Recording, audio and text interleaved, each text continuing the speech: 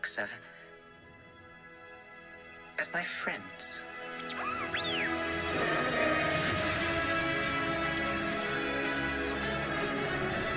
Confronting fear is the destiny of a Jedi.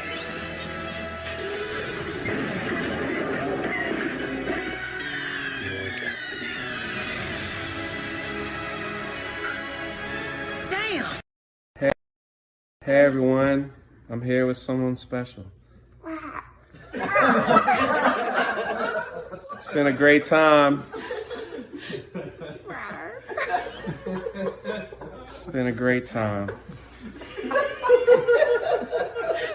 you want me to do? You did it almost. All right, I'm gonna go now. People have been messing with me my whole life.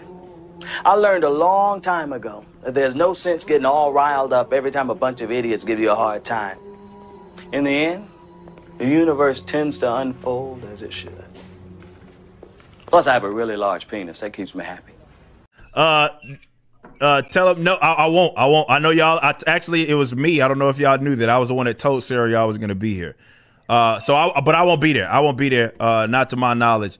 Definitely, if I'm gonna be with y'all this afternoon or this evening, so I won't be there. All right, sounds good. Sorry to bother your live stream, sir. Please don't be mad at me. I was just doing what I was told. All right, appreciate that. And please read my super chats. All right, Jay. These guys are fucking retarded, man. It's Jay Junk 3PO. Oh, fucking stupid, man. What's going on, everybody? Welcome to Tuesday night's main event. And boy, is this really Josiah weren't even ready. They weren't even ready. Josiah was drinking. Obviously, many of you know that Jeremy's live on his other channel. I think we got our times all mixed up, but that's okay. That's okay. We're here, and Jeremy and Ryan are actually at, as you know, the Ron DeSantis rally in Tampa, about an hour away from me. And they have the link, so they might hop in with some special people. So forgive me if you're here to see Jeremy, but we got Epic Mike, we got Josiah, we got my nerdy home, and we have Chris Gore. And who knows if Gary's gonna pop in, but we put him on the thumbnail. Maybe he'll remember. And I know, like, everyone is streaming. There's a lot of interesting stuff happening tonight. That's for sure. I don't see Chris Gore anywhere. I see Namor. Yeah. You mean Namor? Namor. Do they call him Namor? Namor rhymes with Chris Gore, so that's all you need. There you go. Oh my god! He only has one wristband on. I'm right here, folks. Explain right the photo. Hanging out. I'm gonna go watch the election results at my local dive bar. But when all this stuff happened with Namor, they call him Namor through the whole movie. The only person who says Namor is Namor, actually. But I was in this improv comedy group years ago, and I dressed as Namor. Basically, I made the little trunks with scales out of green duct tape. That's Chris Gore, everyone. That is the real Chris Gore in this photo. As Namor. And by the way, I was doughy Namor before it was cool. Before Marvel made it cool, I was the doughy kind of, just like a layer of fat all over my body. Version of Namor. That's where I'm surprised they didn't offer you the role, to be honest. Yeah. Precisely. All right, let me get to a more serious thing here. There we go. All right, there we are. But no, it's great. Look, obviously, I watched the show, or I listened to the show, more specifically, Tuesday night's main event. Great show. Look, we're going to get through this, folks. We're going to get through election night, and we're going to get through this show, and it's going to be a lot of fun. It is. It's gonna be great. And we asked Chris Gore to come on because he's actually seen Wakanda Forever. But before he gets into everything, can you guys please hit the like button, please? Because if we don't at least hit 1,000 viewers, I will lose my job. And so It's true. It's true. All of the Canadian bears are going to get canceled from. Yeah. Removed from the shop. All orders canceled. The Everything. only Canadian bear clip I had was the one with Gina. I was like, I guess I might as well just show it while everyone else is partying at the DeSantis mansion. You know, we're here doing our thing. So that's it. But we have Epic Mike with us. How are you, Epic Mike? Last time I saw you was in Orlando. I know, man. No, I'm doing good. I was kind of bummed to have to come back here. Like the weather, I was starting to get used to the Florida weather, and we came back here and it's just cold. It's sad, but you know, I don't know. I feel less disappointed. I was pretty bummed out. We didn't see any freaking alligators at all the whole time we were there. Well, we might have seen one. Okay, yeah, we might have seen one in the pond, next to the hotel. Yeah. It was like what, like 12 or something, and I was like, whoa, let's go over there and figure it out. And I was like, nah, I kind of don't want to, but yeah, like I don't know. No, it was a good time, man. I was so happy to meet everybody. Stuff was awesome. I won't say. Man, and let me tell you, Mike. Listen, not to spill any beans, but Mike was a little nervous. He was like, "What if nobody knows me? What if I just stand there alone? You know?" And look at that, and everybody just ran up and grabbed you. Yeah, you guys were awesome. I got a lot of hugs. Lot of fist bumps as well. And literally only 2 people touched my hair. Everybody else was nervous. They were like, "Oh yeah, I like your hair." One lady was, "Can I touch your hair?" And I was like, "Yeah." I was expecting other people to do it, and they're like, "Oh my god, it's real!" I'm like, "Yeah, it's not a wig, I didn't even ask permission. I just went straight for it. Didn't. She was like, "Mike, your hair." So she was like, "Yeah, no, it was great to meet you guys." That's good. Yeah, I was glad you guys made it down. And at the meetup too, I was standing next to Josiah Rises. He was there. So yeah, I don't know what what does that mean? It's supposed to be the American flag. Yeah, it's supposed to be the American flag, U.S. flag. It shows up as that on StreamYard. So okay. There's that. It doesn't show up for me at all. It just shows up as us. I don't see it on like YouTube either. It just says us. Says was I supposed to say something? All right. It's supposed to be the American flag emoji, but Jeremy's trying to get in the stream. I'm gonna hit the add to stream, and I don't know what's about to happen. Oh boy, this is gonna be he's getting attacked by a bunch of Democrats. He's like, "Help!" He's like, they caught me. He's like in the wheel of death. How is he live on his channel and he can't even come into this one? What is going on here? We want to see the governor. Man. Where is he? I think this was all a plot to overthrow you, Jay, and to get you fired. I'm telling you, man, it's embarrassing. It is what it is. And to top it all off, I have a hurricane coming. Another one, really? Yeah, to hit my home on Thursday. Wow. So everyone thought the blood moon was supposed to be for the election, but it's actually for you, Jay. Anyway, hey, Josiah Rises. Hey, how was Orlando? It was all right. Wow. Yeah, I mean, the people were great. It was awesome. The meetup itself was absolutely just fantastic. Honestly, it was just super cool seeing how excited everyone was, and it's really cool getting to actually like meet the people that made everything with Geeks and Gamers possible. Like actually getting to meet the people that support us and actually continue to allow us to grow and everything else. It was really cool. So besides that, I'm disappointed. I don't believe alligators exist, but and then the Geeks and Gamers house is always a good time, of course, as well. And you guys can see a lot of that in Steph's vlogs as well. We'll go over and check those out. Those are like those are some of the best things that Geeks and Gamers has ever made. I'm just gonna say it. Absolutely fantastic. So it was a good time. It was fun. For some reason the time got all messed up, but the person that's gonna save the stream for me is here. Yeah, Neurotic is here. Okay. It said 9. Look at him. Look, he's so patriotic right now. Look at him. Oh yeah. Look at that. But it's 9 o'clock where I live. So but it said 9 where I live. Yeah, same here. I don't know how that happened. She does. I'm sorry to dox you, but you're in my area. I am. I'm right down the street. Right down the street. Yeah. Jeremy's trying to get it. Jeremy's trying to get in the stream again. Yeah, he ended his live stream. Why? So he He's could get in here. competing. He's got a live stream competing with his own live stream. I know. Jeremy. He's Jeez. competing with me to see if I'm going to be on the team tomorrow. All right, I'm going to click it. But look, this is what we see. It's the spinning wheel of death. Yeah. So it's not. Gary's been streaming like all day too. So I don't know what Jeremy's trying to do, but he can't make it in.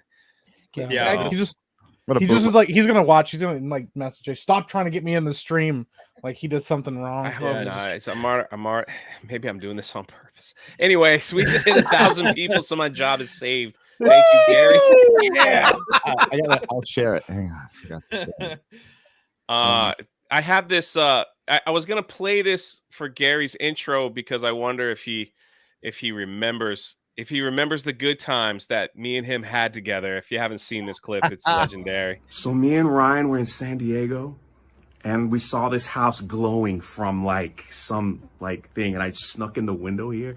Look where I'm at. Look, I'm gonna sit in the chair. I'm gonna sit in the chair. Oh my goodness. What the fuck are you doing?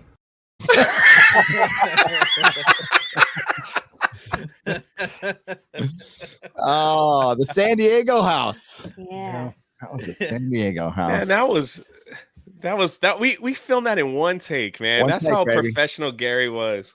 I was like, once I sit in the chair, just come in and cuss at me, and oh, it's easy. It comes naturally. And sure, yeah, that's true.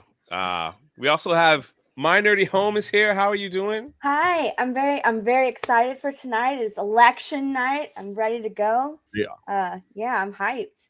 I've been watching election coverage all day long. The rebellion showed up big in Florida, that's for sure. Absolutely. No, there's a show up here in Michigan. Very excited. They won't.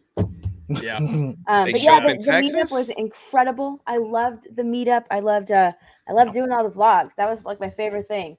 I was kind of upset with myself because I didn't take very many photos. I have just nothing but video. So yeah, the vlogs are my memory, but it is what it is. They were pretty awesome. I loved it. It was so much fun.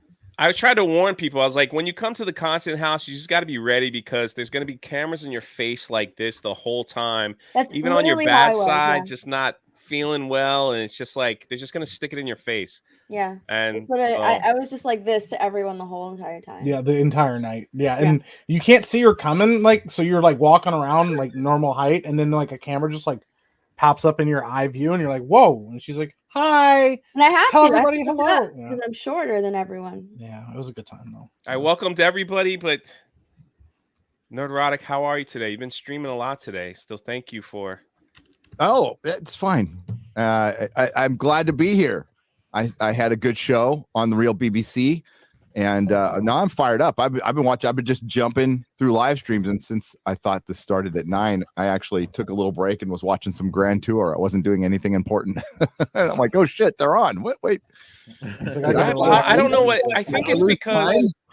I think it's because Jeremy's an hour away, like an hour difference from me, and then when they made it, and I'm like, well, I'm on East Coast, and so I think it got all screwed up. Mine was doing that too when I went to Florida. We had the start time, so it's all good. Yeah. Just met Dave Rubin. That is awesome. He was live doing the Rubin report from the DeSantis party, so that's pretty cool. I wonder if problem is right now with Jeremy, he's meeting people with his weird no hat, exposure. And his weird shaved face. Like he's like, I groomed Steph. I shaved my face. He like shaved this, but like left this. Yeah, he left all of this and he shaved this off, and now so he looks even more like a serial killer. Yeah. Go look at one of his live streams where he's talking. He looks like he's writing a manifesto. It'll go with his man trees and his Velcro shoes.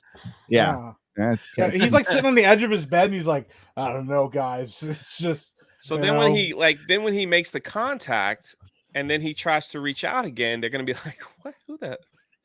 I met an Amish man before with a. Whoa, what's this all about? Like, what happened here? He's got an Abraham Lincoln beard. Like, yeah, it's bad. Yeah. Listen to we have Josiah and we have Nerdrotics. You guys need to speak to him on how to properly take care of whatever whatever's going on his face. I can do about that, man. Yeah, no. I'm trying to find what Jeremy looks like now. I'm seeing if I can find something. I'm trying to. Yeah, he posted a video a couple days ago. He's probably taking it down once everybody saw what he looked like. He posted a photo. He hasn't posted a picture from the event of his face. So there we go. I got one a little bit right here from his live stream here. This is pretty bad. That's pretty rough. Well, I asked Chris Gore to come on because he saw Wakanda Forever. I know Gary was talking about it. Oh, wait, you want me to show that? Yeah, this is his face right now. That's what he wore. He actually. Oh, yes. Yeah, and look at this, like all this scruff here, and there's just nothing here.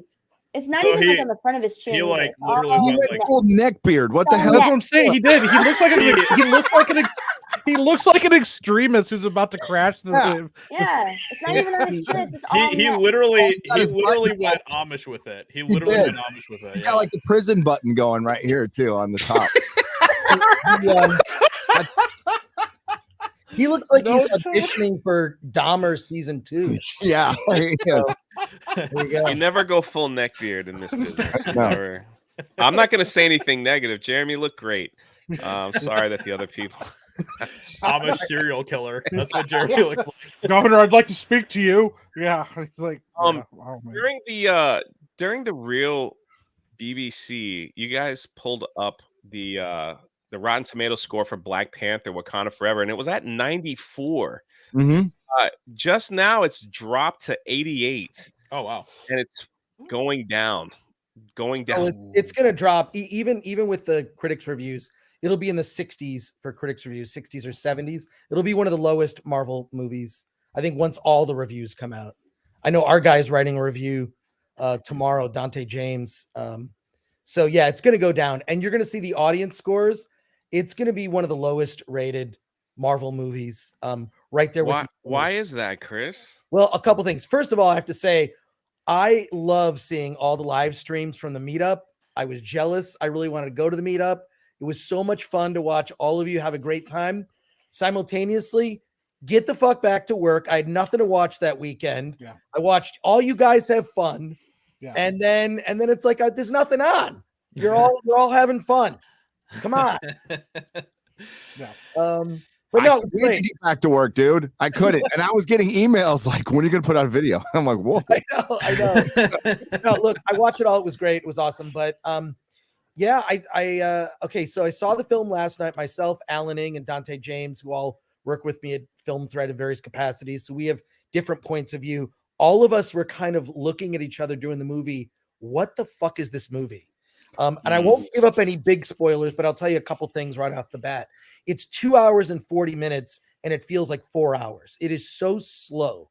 It is the slowest of, I mean, it's interminable. Secondly, Letitia Wright, Shuri, is technically the lead, but she's surrounded by, of course, Riri and all the other female characters, right? So the female characters can't carry the movie. They literally cannot carry the movie at all. And Riri's almost like the most interesting of them, but that's like the bar is so low, you just don't care. And then there are there's maybe 10 minutes of what's his name? The guy who plays M'Baku. What's the actor's name? Winston Duke. Winston Duke. He's great, and he's in the movie for like 5 minutes. Same thing with Michael B. Jordan in the movie for 5 minutes. This thing was ill-conceived from the beginning. And if this is what they were going for, what a colossal mistake. Colossal mistake. And I think it came from the concept. The concept is, and just to be clear, okay, I think T'Challa and Black Panther is a great character. Okay. But Chadwick Boseman is an actor who plays a character. And just because he passed away and everyone, it's tragic, it's horrific. And I'm sure that Ryan Coogler was very affected by it. We wouldn't be talking about this character if Chadwick Boseman didn't play him, but he's an actor who played a character. A lot of people played Batman. A lot of people played James Bond. A lot of people play characters. How this is going to affect young boys, I think of young boys specifically who love that character. He's unceremoniously at the beginning of the movie. There's some sort of weird virus. We never even see Black Panther. He dies off screen of some kind of virus. What? In the opening of the movie. Wow. It's stupid. Spoilers. And also, oh, well, that's just I don't care. I know. I'm just trying to be a good Yeah. host. I don't know. The other thing is, yeah, spoilers. Some spoilers might leak out. Okay, this is an important character to young boys, and even George Lucas, in his wisdom, when he was working on the story for The Empire Strikes Back, he consulted a child psychologist about what kind of effect it would have on children to learn that the main villain of the movie is also the father of the protagonist, the hero.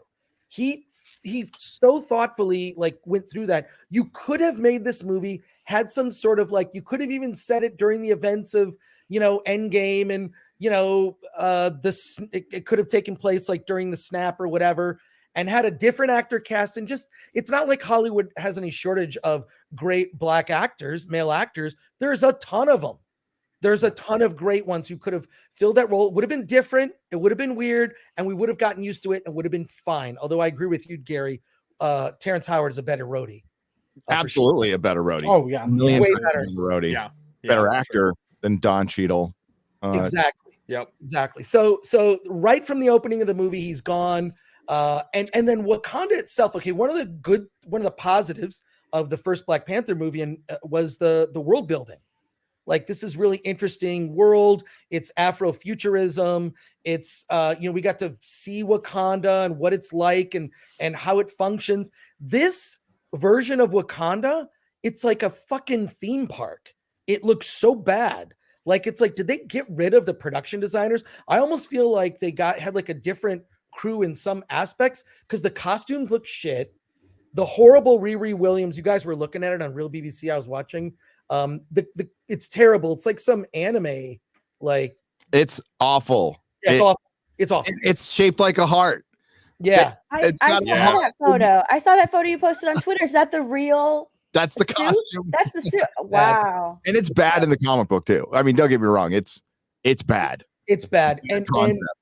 The side characters, that was one of the other good things about Black Panther. This, you're interested in T'Challa and Black Panther, right? But the side characters were interesting, but they don't have a lot of screen time. They don't have a lot to do. Shuri was likable because she wasn't, she was in 10 minutes of the movie, 10, 15 minutes of the first movie, right? I can't imagine if you're you have a kid, they watch the first Black Panther, you're like, do you want to watch the second one? I would not show it to children at all. Wow. I think it's traumatizing to kill this character in the beginning. And it's sort of it must have been in Ryan Coogler's head that he was well, he died. And obviously Ryan Coogler was very affected by it personally. There's a little tribute to him at the end. Not a spoiler. Other people have talked about that, but it's okay, you have to recast or get a different director to do it. The whole premise of the story is stupid. It's stupid. And also Namor, awful again. And Marvel movies have a villain problem, right?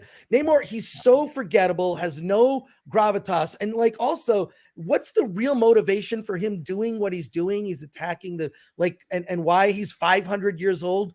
Why does that matter? And he tries to, it's so, and of course, everyone in the movie calls him Namor, and then Namor says he's Namor. So yeah, he's the only one that uses the term Namor. It's embarrassing. And I look at this and I'm like, why did Disney allow this to even be released? It's 2 hours and 40 minutes. It should have been, even if it was a tight 2 hours, there's not enough there. And the final third act big battle scene, which no surprise, that's every Marvel movie, is so forgettable, so confusing. And I don't want to, I may have mentioned to a few people what happens, or before the stream, I told you guys, there's going to be stuff that happens in this movie that are going to make people go, what the fuck? Why did they do this? Wow. It's freaking awful. And also the other thing is there was that, the guy from Collider, Steven, put out this thing. Now I know when we go to these world premieres, I know we go, you don't believe us that it's great. None of those people have any fucking credibility. This is the last stake. This is the last straw, the last whatever you want to say in this. All of them are full of shit. Every single one. Also, by the way, I've gone to events like that.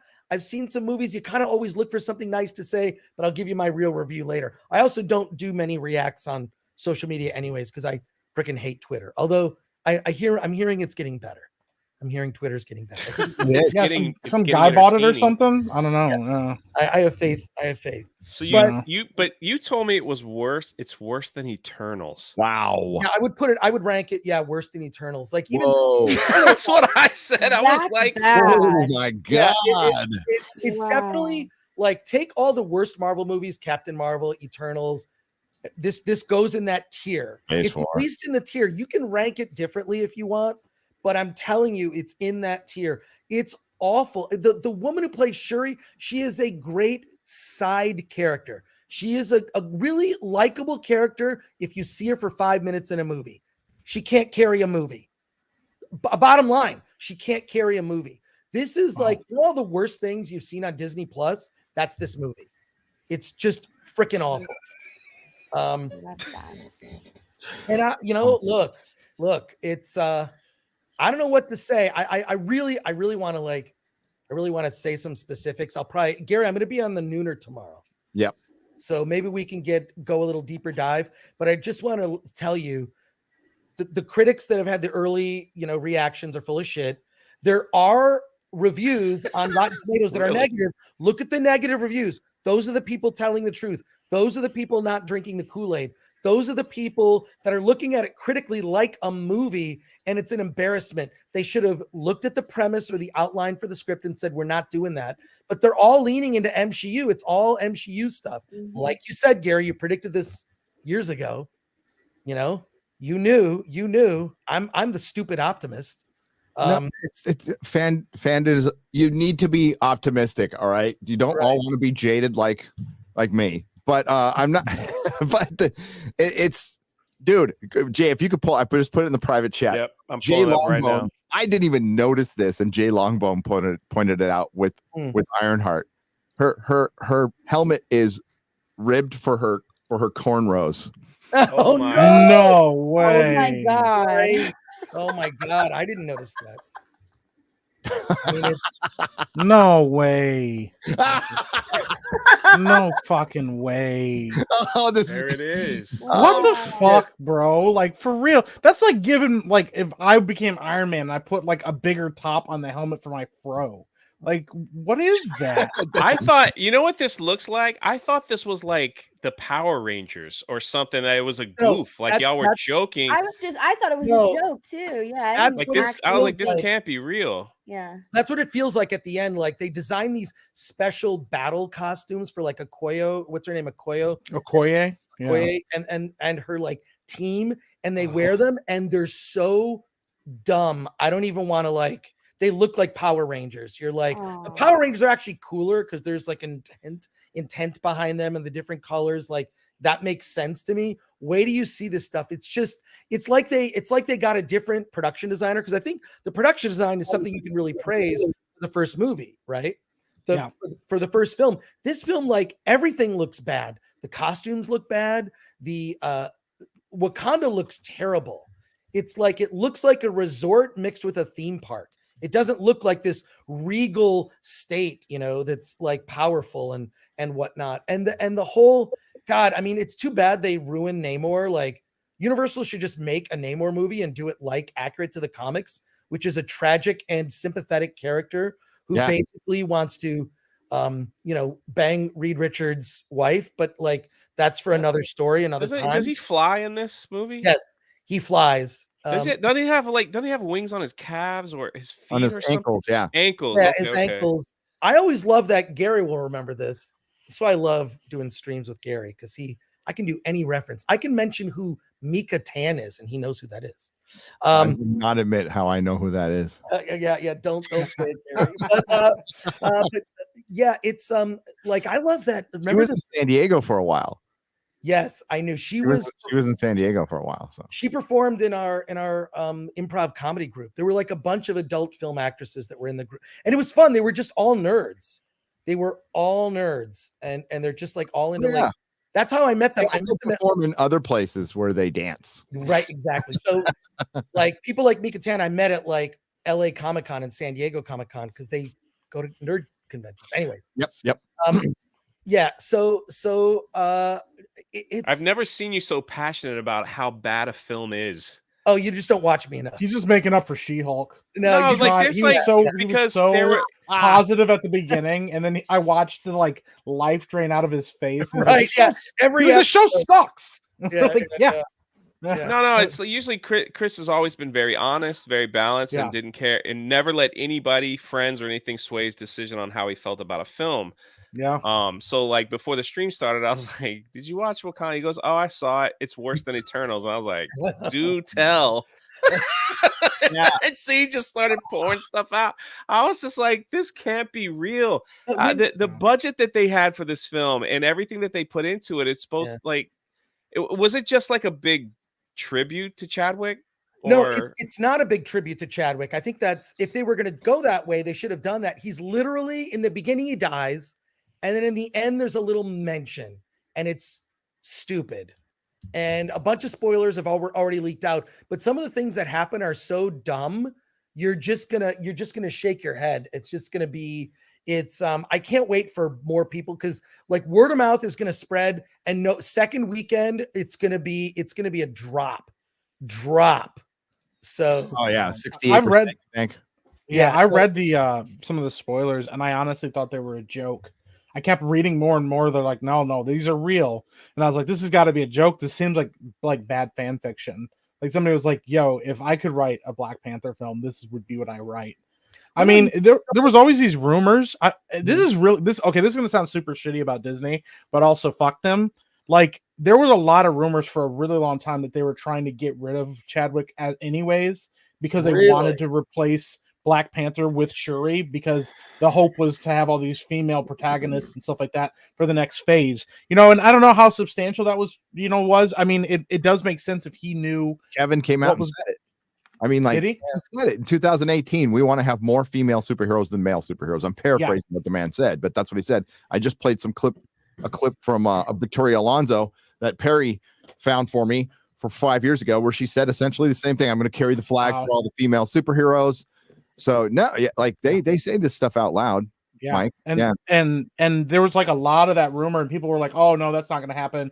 But if Chadwick knew what was happening, that was probably what Chadwick was going with. Was I know I can't do this forever, but this is what's shitty about it. This is a perfect opportunity for Disney to get exactly what they wanted and be able to do it on the back of somebody who did a very great job as a character. I mean, the guy literally shows up and as almost a cameo in the Winter Soldier and did a great job. We all loved him almost instantly as a character and stuff like that. But now he's gone, and people were like, "Hey, they should recast him." His family said you should recast the character. It shouldn't just end with that. Chadwick wouldn't want that. Blah blah blah. But Disney already knew. They got what they basically got handed to them, like with a bow wrapped around it, which is awful because it is disrespectful to Chadwick as a person, and it's disrespectful to fucking Chitala as a character. Because imagine if you get Christopher Reeves passed away, no one will ever play Superman again.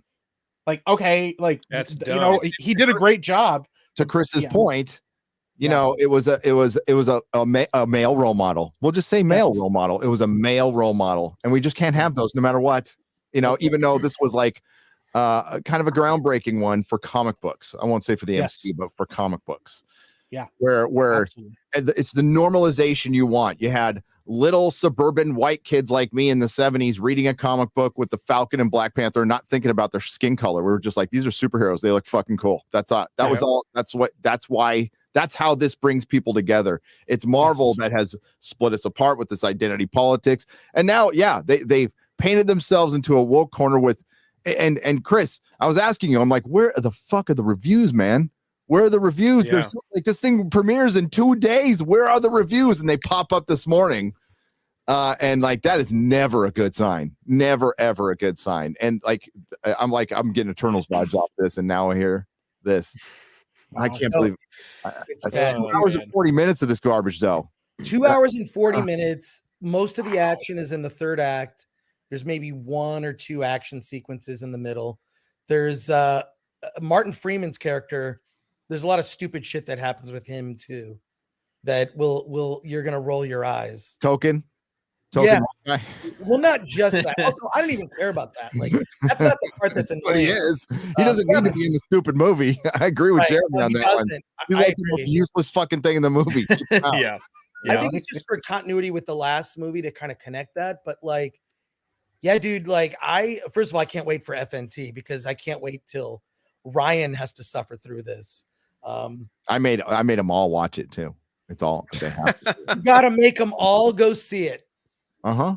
They all have the fact to that I do not suffer alone. right. But I mean, the fact that they kill him off with a virus in the first few minutes. Namor has nothing to do with it.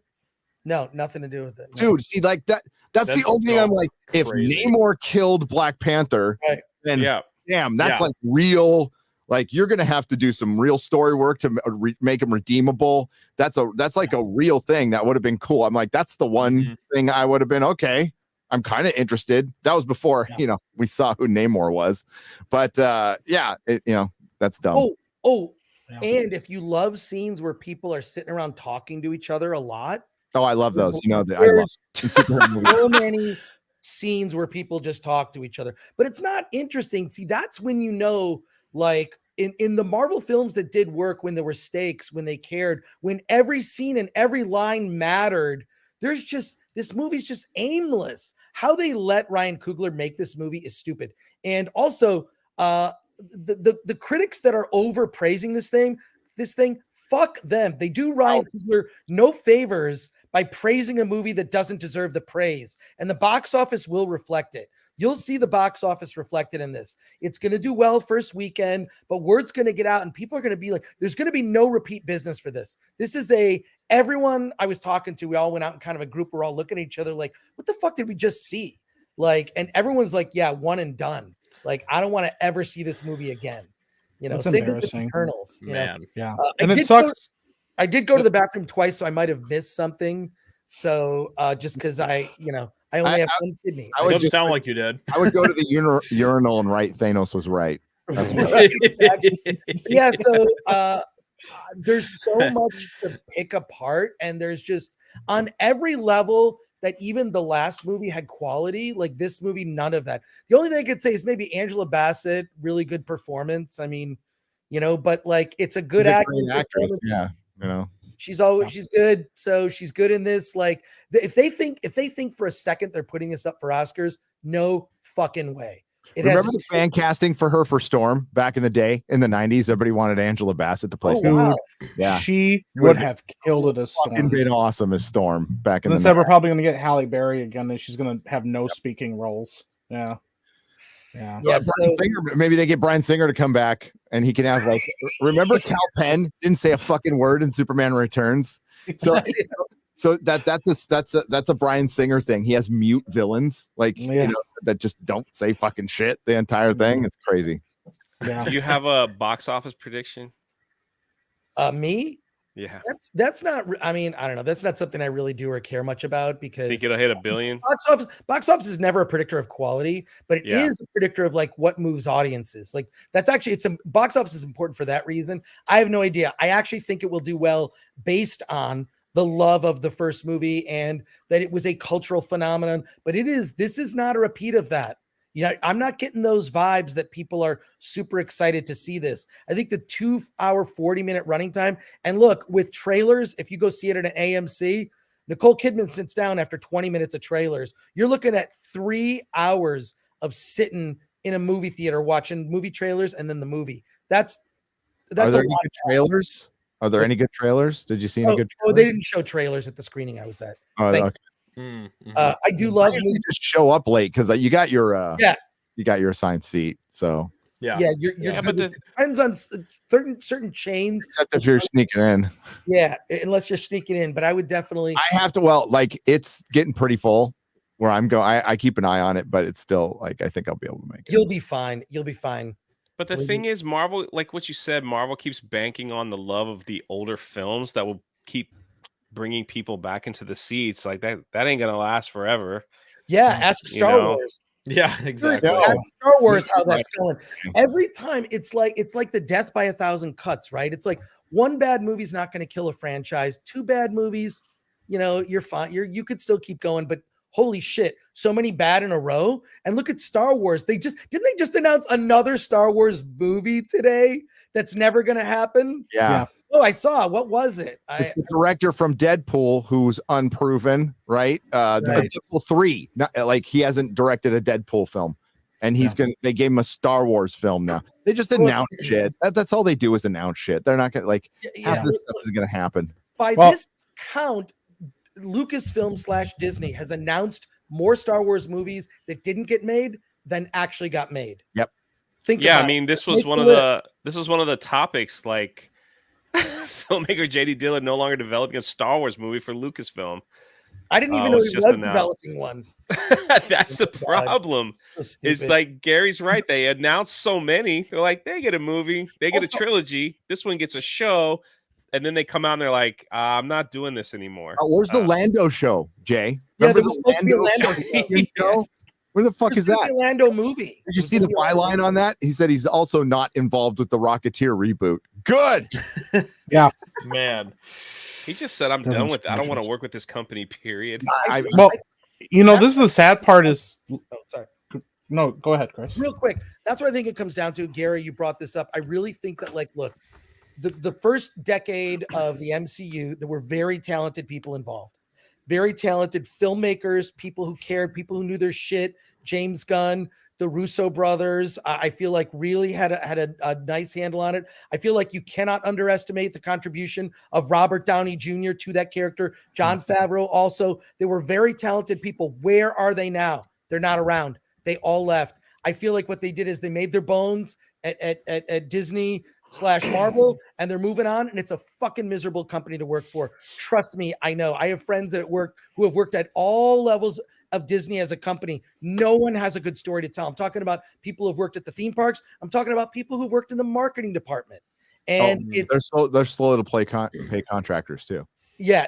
That really also like it's like after a while you just go, so the most talented people are going other places. James Gunn at DC. First of all, great move. Yep. I think that, we'll see how it pans out, but he's sort of intimated that there's going to be a big story, a DC universe story that will be told. Maybe they're building to Crisis on Infinite Earths. Who knows? I don't know. Look, James Gunn's involved. I'm all about it. And especially James Gunn being involved with power, makes working for Disney a lot less appealing. So we'll see. And everybody likes him. Like he was communicating well with David Ayer, and even if David Ayer, I think David Ayer would direct a great freaking Batman movie. Yeah. I think let that guy come back and direct a Batman movie, he'd fucking kill it. But he's a popular guy amongst actors and directors, and you can get real creative talent.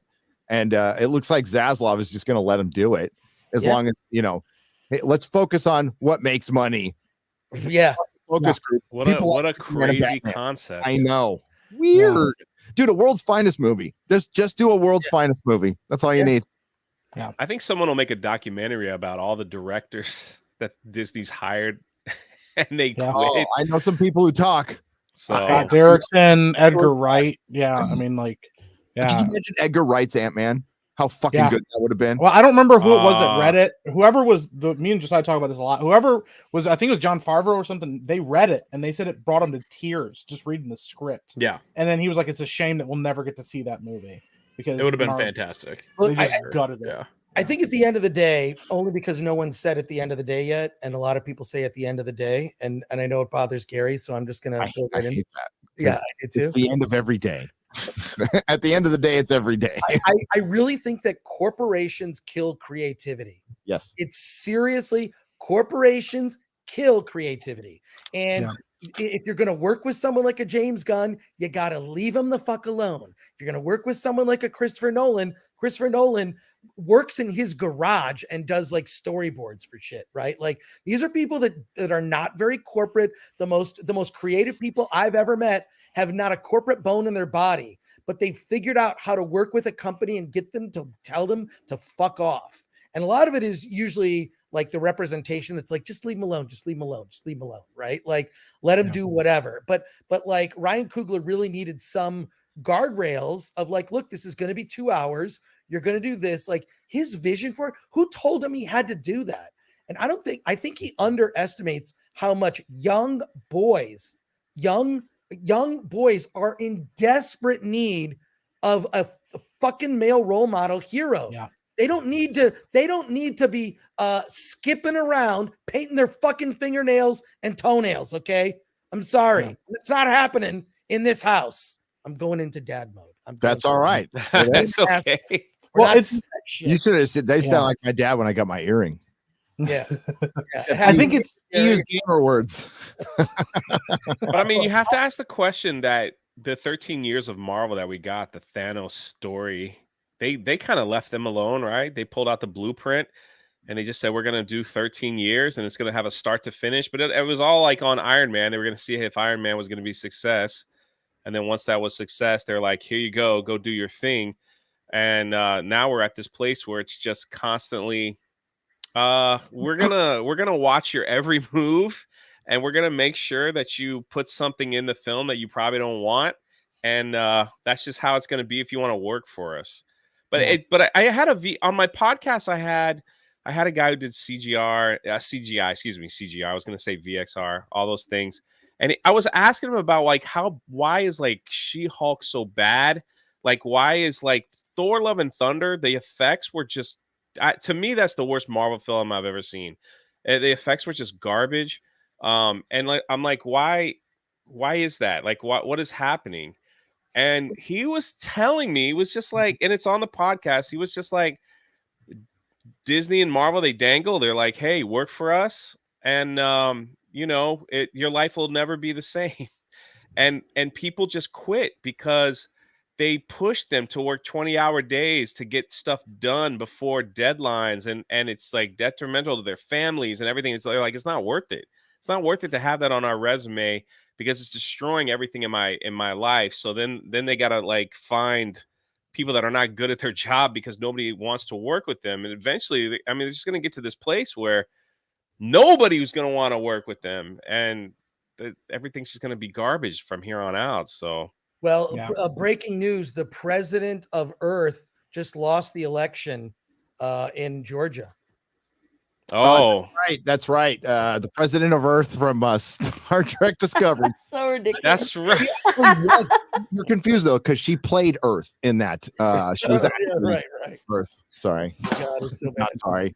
Stacey Abrams has lost to camp in Georgia. Yikes. Well, it might not be official for 3 weeks, according to yeah. It's a red mirage. Johnson is calling it, and I trust Benny Johnson. Okay, I love Benny Johnson and Sanders. Huckabee Sanders won in Arkansas. Oh snap! There you go. Just waiting to hear it for Beto to lose. That's all I care about. That's all I care. He lost. I think he lost already. Okay, why? And I want Abbott to stand for something.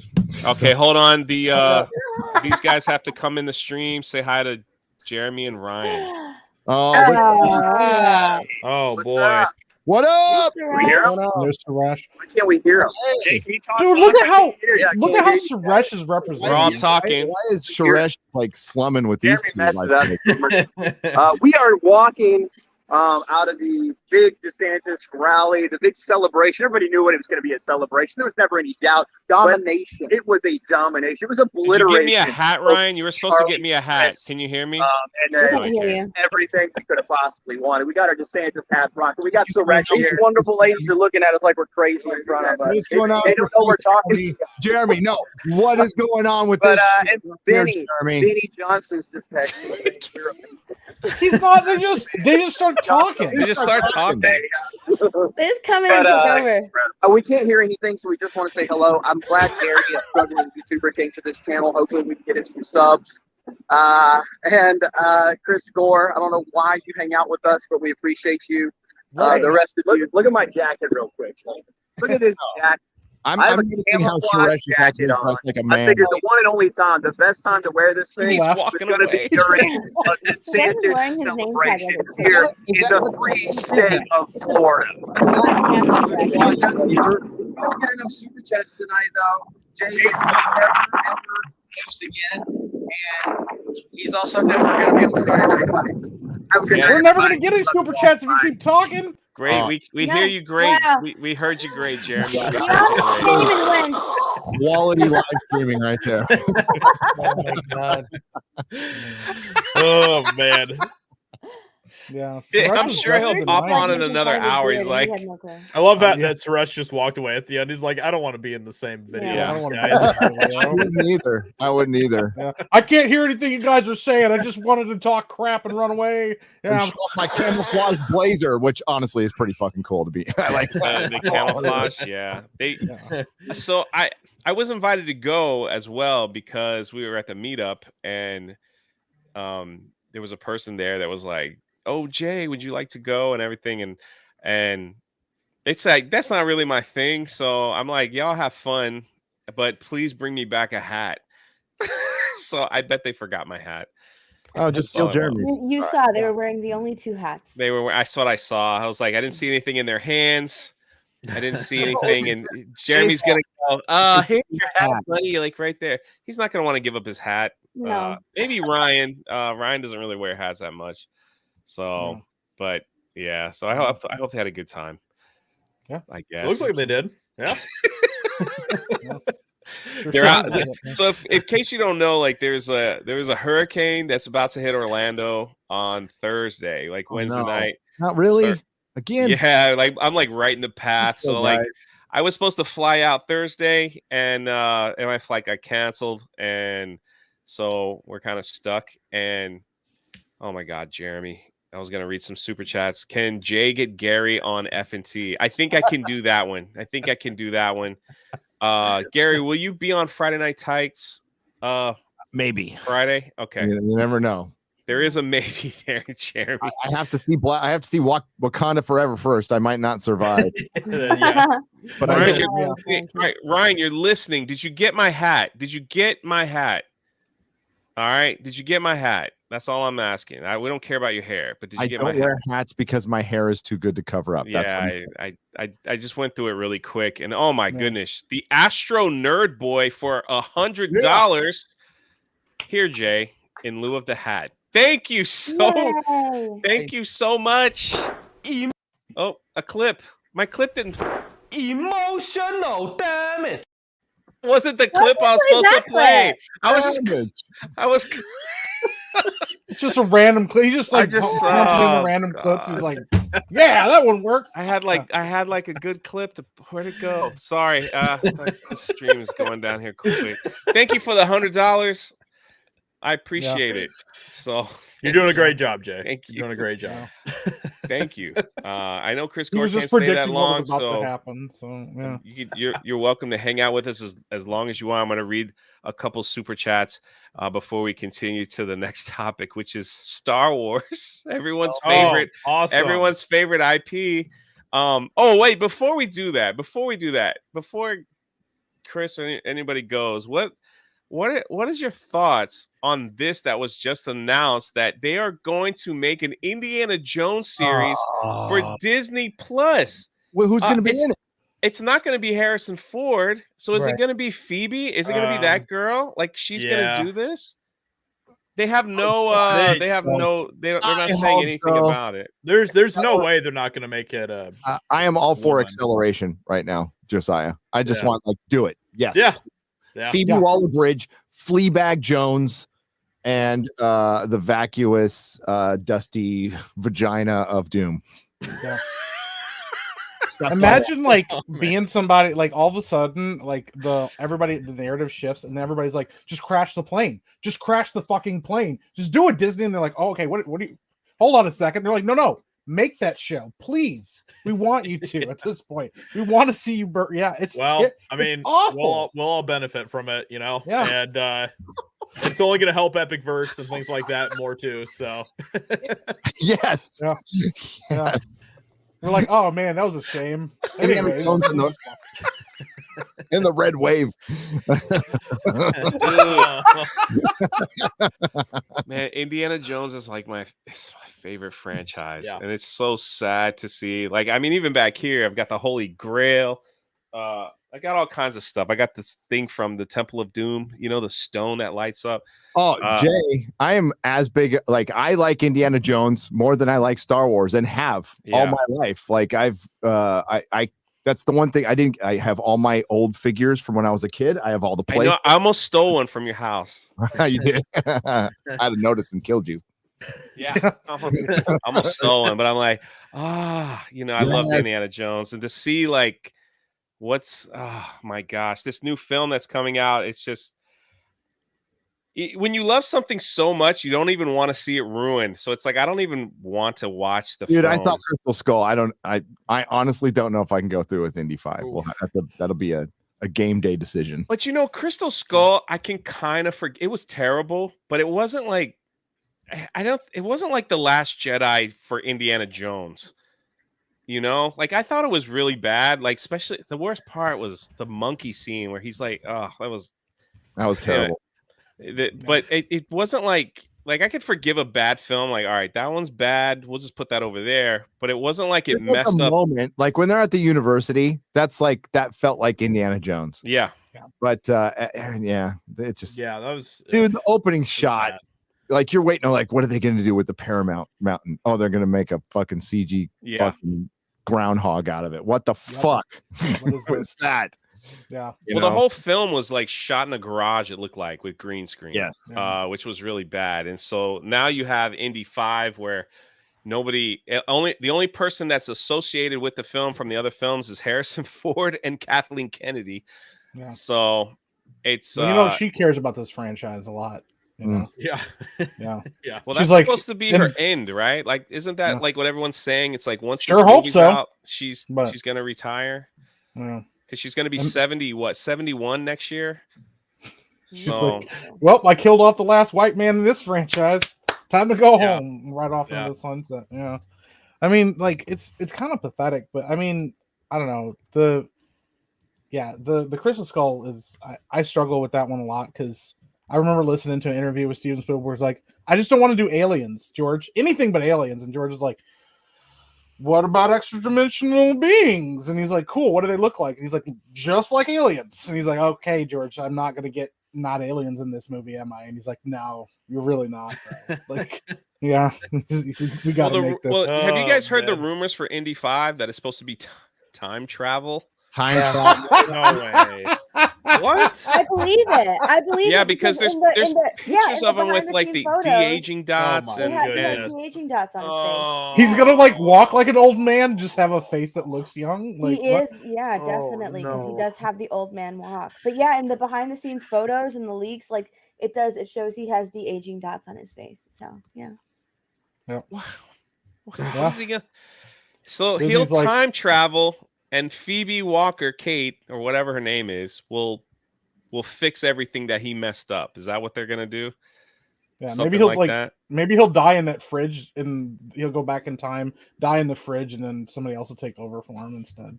Chris Gore has no thoughts on Indiana Jones. I don't.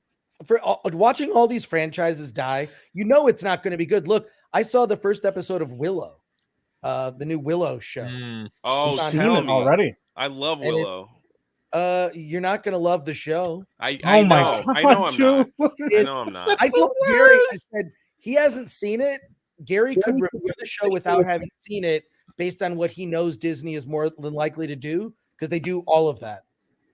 It's really bad. It's bad. Oh yeah, the supporting cast will take over. Willow will he'll be there. But he won't. It'll be like Hawkeye. He won't be the main character. The through line of the plot will not run through him. He'll be an additional character. But did you like the original Willow, Gary? Did you like the original? Not much. No, I wasn't. I was older when I saw it, so it's like a little kid movie. It's a fun film that has little. The best part was when Mad Mardigan rolled down the mountain and he became a giant snowball. I don't know why that's just like every cartoon you've ever watched. Serious fantasy movie. Like that's that I was like, oh my god, Ron Howard and freaking Lucas are teaming up. What? And then I saw it and I'm like, what? No, that was goofy. That's not what I was looking for. But it was like for little kids, so I get it. Like Goonies. Yeah. Like I saw Goonies when I was a little older. So it didn't like as a 16-year-old, you watch Goonies a little differently than as a 7-year-old. You know what I mean? As an 8-year-old. So like I thought it was fine, but Goonies it wasn't like favorite. I know, yeah, it wasn't this movie that like captured my childhood or anything. I hear you. That was Star Wars. See, I was lucky. That was Star Wars and Empire Strikes Back and Raiders of the Lost Ark and oh Jesus. There's the There it is. dots. The There's dots. Look at his face. He's just like, why am I doing this? Why am I here? He's not far away from being the old version in Young Indiana Jones. You know that, right? He just needs Yes. a patch and yeah. He needs to be missing a leg, right? Didn't he not have a leg? He had a cane and he had a patch. Remember the episode he came back in Young Indiana Jones? Holy shit, that got us. I was so fucking excited for that. Oh my god, it was all right. You know, he's in the beginning and end. He's got a beard. But yeah, that was pretty cool. Yeah, are you sure those aren't age spots? That's could just be age spots. Yeah, just All I running can them say ragged. is Josiah, your epic verse cannot come soon enough because Hollywood is going down the freaking toilet. And by the way, I know it's election night, it's the midterms and whatnot. And I was reading an interesting article in the Ankler. They were talking about that Hollywood has the same problem as the Democrats. And it has to do with not being in touch with regular people. And what they've done is that has shrunk the audience, right? Dramatically. And so, yeah, it was just a really interesting piece sort of comparing to the Democrats' failure to just connect with working and just average people. And the same thing with Hollywood, just doesn't know how to do that. Like, who are the heroes in Hollywood anymore? It's just god awful. Yeah, Anyways, I do have to run, but I will be on Neurotic Nooner tomorrow with Gary, and whatever time we start, hopefully noon. Hopefully at noon. Hopefully the noon starts at noon. That would be my hope. Noon Central Time. I'll be there, Gary. You know I will. Yeah. And then we're doing a Film Threat live cast at 1 p.m. Pacific time tomorrow. It'll be myself, Alan Ng, and Dante James. We all saw the movie together. We talked about it a little bit after. We're just gonna talk about it tomorrow. So I'm close to 57,000 subscribers. Nice. So Let's go. I appreciate it. And man, Josiah, that video is so where you just like the burning Hollywood sign. So great. I love it. Yeah, we wanted to go balls to the wall with it. So yeah, it was fun. It was a really good time. I'm telling you, if that's the attitude, you're gonna do really well. Feel free to hit me up if you need some help with distribution. I know distributors that pay money. I can tell you how not to get screwed. I can tell you like places to go and where if you want to do self-distribution route, there's so many ways to go. Look at this, just throw out a little recommendation if you don't want to see Wakanda Forever this weekend. There's a movie called Terrifier 2 that is a horror movie that was a crowdfunded movie made by a guy named Damian Leone. It cost $250,000. It's made over $10 million now. They're doing an Oscar campaign as a way to like give an FU to the Oscars. And it's a huge hit. Art the Clown is this serial killer, basically. It's really effed up. Every person I know who's seen the movie knows someone who either threw up or left the film, like walked out. Oh, it's wow. Really That's graphic. crazy. Wow. But the fact that a $250,000 movie was able to get screens. There's also companies like Fathom Events. I'm talking to Fathom Events right now about doing some stuff with them.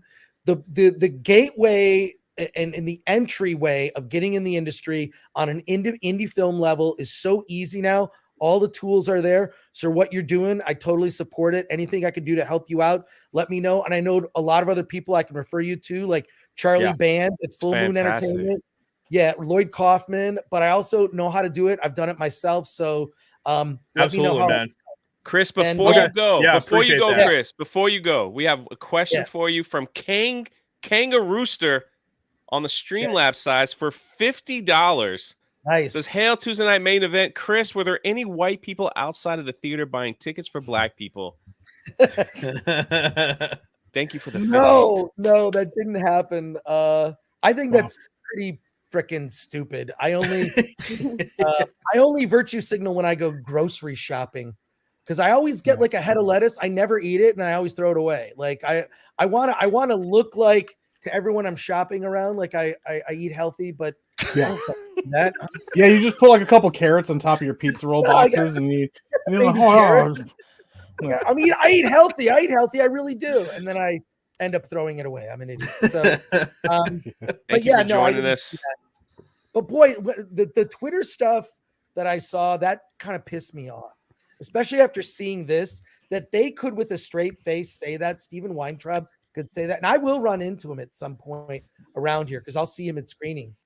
And I just got to call him out. He's just so full of shit. Look, he's welcome to ruin his own credibility. That's on him. That's on him. But there's no way he can't see that there's a correlation between people who get invited to the world premiere. They get to walk the red carpet. They're the stars. They've got all the and look, I've been to stuff like that, not for Marvel movies or whatever, but for like indie movies. I've been to events like that. They're a lot of fun, but that has a direct impact on what they're saying that night. And in order to maintain their status, they're not going to say anything that's going to be, that's why you saw what things you pointed it out, Gary. I think the word emotional was like in, 25 of the tweets. Like, yeah. It was in between. They're talking about Wakanda Forever, everyone. Yeah. Right. Wakanda Forever, like early tweets that were just really vague. I found 12 out of 20. 12 times the word emotion or emotional was used. That's odd. Wow. Really odd. Wow. That is odd. Yeah. I mean, they did that with She-Hulk. Yeah. They did that with Rings of Power. I was gonna say I did videos on all that. Like they were all like carbon copy. Mm-hmm. They all use similar first words. 2 episodes of Ring of Power, and the cinematic was amazing. And the whole thing. There's weird patterns with a lot of these shows and movies of a lot of the same reactions to them when it comes to what people are saying. It's really bizarre. We're the grifters, and we're the ones that like are trying to downvote everything and all this stuff like that. But yet these companies are paying, hundreds of thousands, if not millions of dollars for people to go talk about how good their movies are. And they don't even hide it. Like, I mean, every time you see somebody on a television show, every time you see it in public news and they're talking about how great these movies are, a lot of these guys are getting money to talk about this stuff. I will say this. I will just from knowing these guys, they're not getting money. They're too easily bought. They're getting a box of t-shirts. John Campea talked about it on his channel. He'll do an unboxing. Look, I got a WandaVision box. Mm-hmm. Oh yeah. Yep. Oh, God. He'll do an unboxing. At least he's honest about it. Like, I'm getting this stuff. Here's it. Does it impact my opinion? It may, but whatever. But like, a lot of these guys, they're not bought off with cash. It's bought off with just getting to go to the party, being in the club. They're in the cool kids club. I've always been like, sometimes I'm in the club, sometimes I'm not. Sometimes like, how did I even get here? And then whatever. And then I'm like I say, I'm like the last guy to show up at the gangbang when it comes to Disney. Like I'm like position to be in, by the way. I'm just saying, like, I'm not a high level press person. Like, I am a press person, but I'm not a priority. I'm like whatever the lowest priority. And Alan, who's Asian, and Dante, who's black, we're gonna be reviewing tomorrow, the three of us. They'll get to go to like these POC screenings. They do special screenings now where it's basically no white people are allowed at the screenings. This is real. So we got an in. Yeah, you got an in with Epic Mike. But it's weird because I'll ask Alan, like, can you get me in? He's like, I don't know. There's like 15 of us in a room, and it's just no white people is what the screenings are. It's kind of weird. That's the weirdest thing ever. Be like, hey, this movie's for people of color only. Like, just like that bathroom, water fountain over there too. And you're like, that's kind of weird. And they're like, no, it's because we like you. We like you, that we want to put you in a room with all your other kind and leave you in there to watch movies. It's like, it is really stupid and divided, and it is sort of like a new form of racism to just separate people. Mm-hmm. It was, in one period of time, it was, certain people couldn't go places. Now it's a different people can't go places or do things. I think that more seats at the table is a good thing. I'm all for that. But taking people away, like, that doesn't make any sense. So whatever. Well, look, I could rant all day or all night. I'm gonna Thank you for ranting with us. No, I love it. Like I say, I watched the show. Soon, buddy. I've been a fan of all you and Gary. I'll see you tomorrow. We're gonna have fun on the nooner, that's for sure. Chris loves my Galactic Star Cruiser stuff. Every time I talk Galactic Star Cruiser, he's always there. Oh my God! Every time you talk Galactic Star Cruiser, I just imagine you and Ryan Cannell. Going. You have to go. Make it for charity. To come up with a charity angle. You kind of do. So you can monetize it. You have to, because look, I don't know anyone personally whose opinion that I trust. And you just got to go. To me, I think Clownfish TV had the best comment. They said it was like the kind of activities that would be at like a children's birthday party. Yeah. Like, yeah, dude, you need to go now when it's like empty too. It's empty. I know. Do it. Oh, it's so, Sunday. like there's 4 people at the dinner theater thing, and then Ray comes out and has to pick up her life, and you hear like, if we go, it's like I would just I would bring battery packs and just turn on the live stream for like 48 hours. Oh, just yeah. to like see Oh my everything. God, please do it. So Please do it. Needs to, yeah. Yeah. God, all that would be right, the greatest listening to Jay laugh at one of those events. And point down.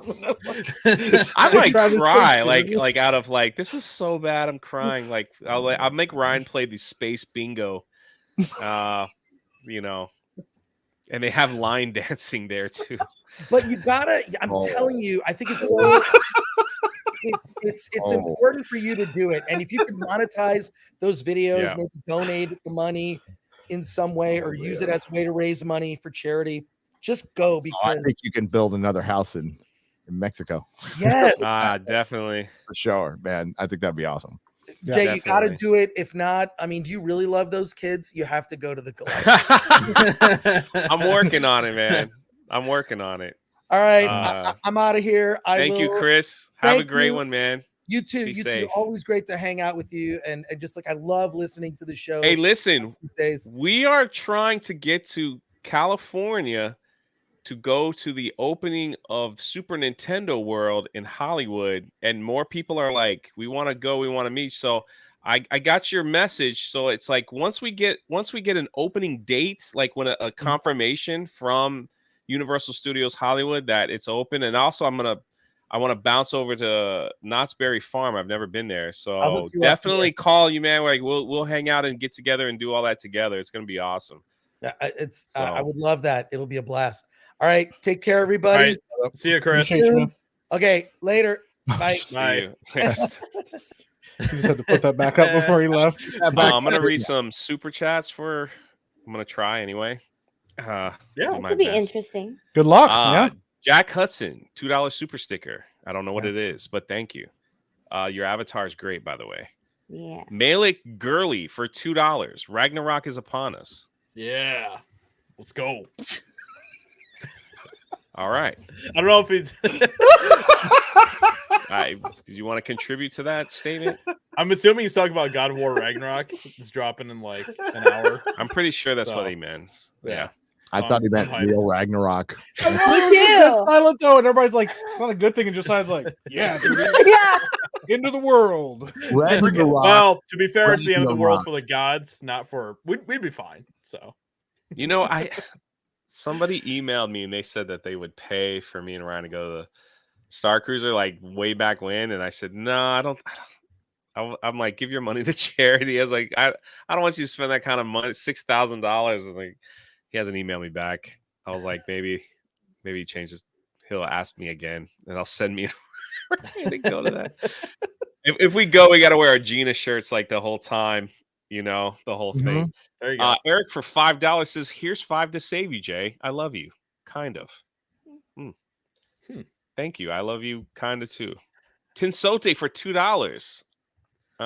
Can you read that, Steph? This is in Telemundo. I mean, Namor. Tell him about suspense. Damn. I knew she'd nail it and hit it out of the park. Thank you, Tinsote. Rush for $5. What's the biz about the full Rings of Power reset, Gary?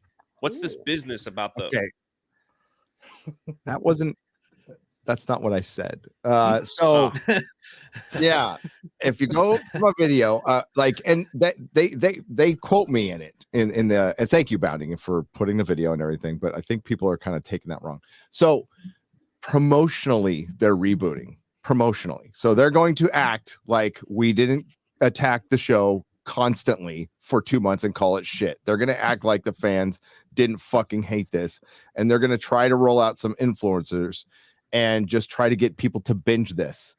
And if it happens, it's going to happen soon because like the ratings are just dropping like a stone, like a rock. As far as them like fixing this mess, they can't. They had a chance to fix it. I mean, they might. Like they're waiting till like Chris is gone now, but they're waiting till after award season to possibly make the showrunners Fall Guys. They'll still be there, but they're going to lose a ton of power. But a lot of season 2 is already written, and like you like, I don't know where you go. Like you have to, like, they would have to start over at this point, and they won't. They absolutely won't. It's going to be Westworld. It's going to end up like Westworld. If you guys watch Westworld, if you watch season 1 of Westworld and don't watch anything else, it's great. It's great. Leaves the rest of your imagination like a good Twilight Zone episode. But it took 2.5 years to come out. It had a lackluster second season where it took some of the best characters and made them stupid. Then took another 2 years, came out with season 3, and they weren't even in Westworld. Took another 2 years, came out in season 4, tried to fix everything, and they had lost 80% of their audience. Wow. 80%. Westworld was an heir apparent to Game of Thrones as far as tentpole was. After season 1, they're like, okay, we've got another show that could be like Game of Thrones. They took too long. There was a fire on the set. Me Too happened. They rewrote the whole fucking series. And then Lisa Joy and Jonathan Nolan, a guy I used to respect a lot, fucked off to Amazon. So like, why would Warner Brothers even continue it? So the same thing's going to happen to Rings of Power. It's going to take 2 years. The premiere episode, whatever their real audience was, which we'll never know, they're going to lose half off the top immediately. And then it will go down just like Doctor Who did, just like Star Trek did. And by the time it's all over, nobody's going to give a fuck. People are going to go, there was a season 5 of Rings of Power. Yeah. What? Yeah. That show's still on the air. What? Like, that's already happened. They had their chance. They blew it. It's over. But they're rebooting. They're trying to reboot the narrative around the fucking show. That's what they're trying to reboot. So the only way it could be fixed is if one of the stars just wakes up and went, oh my God, Frodo, I had a terrible dream. Or something like that. Or maybe, Gary, maybe this can fix it all. Gandalf.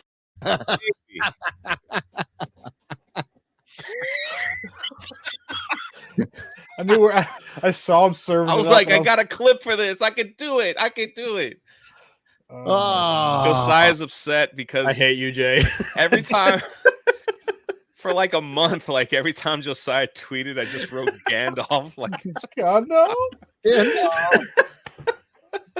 Oh, if you want to fix this show, you recast Galadriel. Yeah.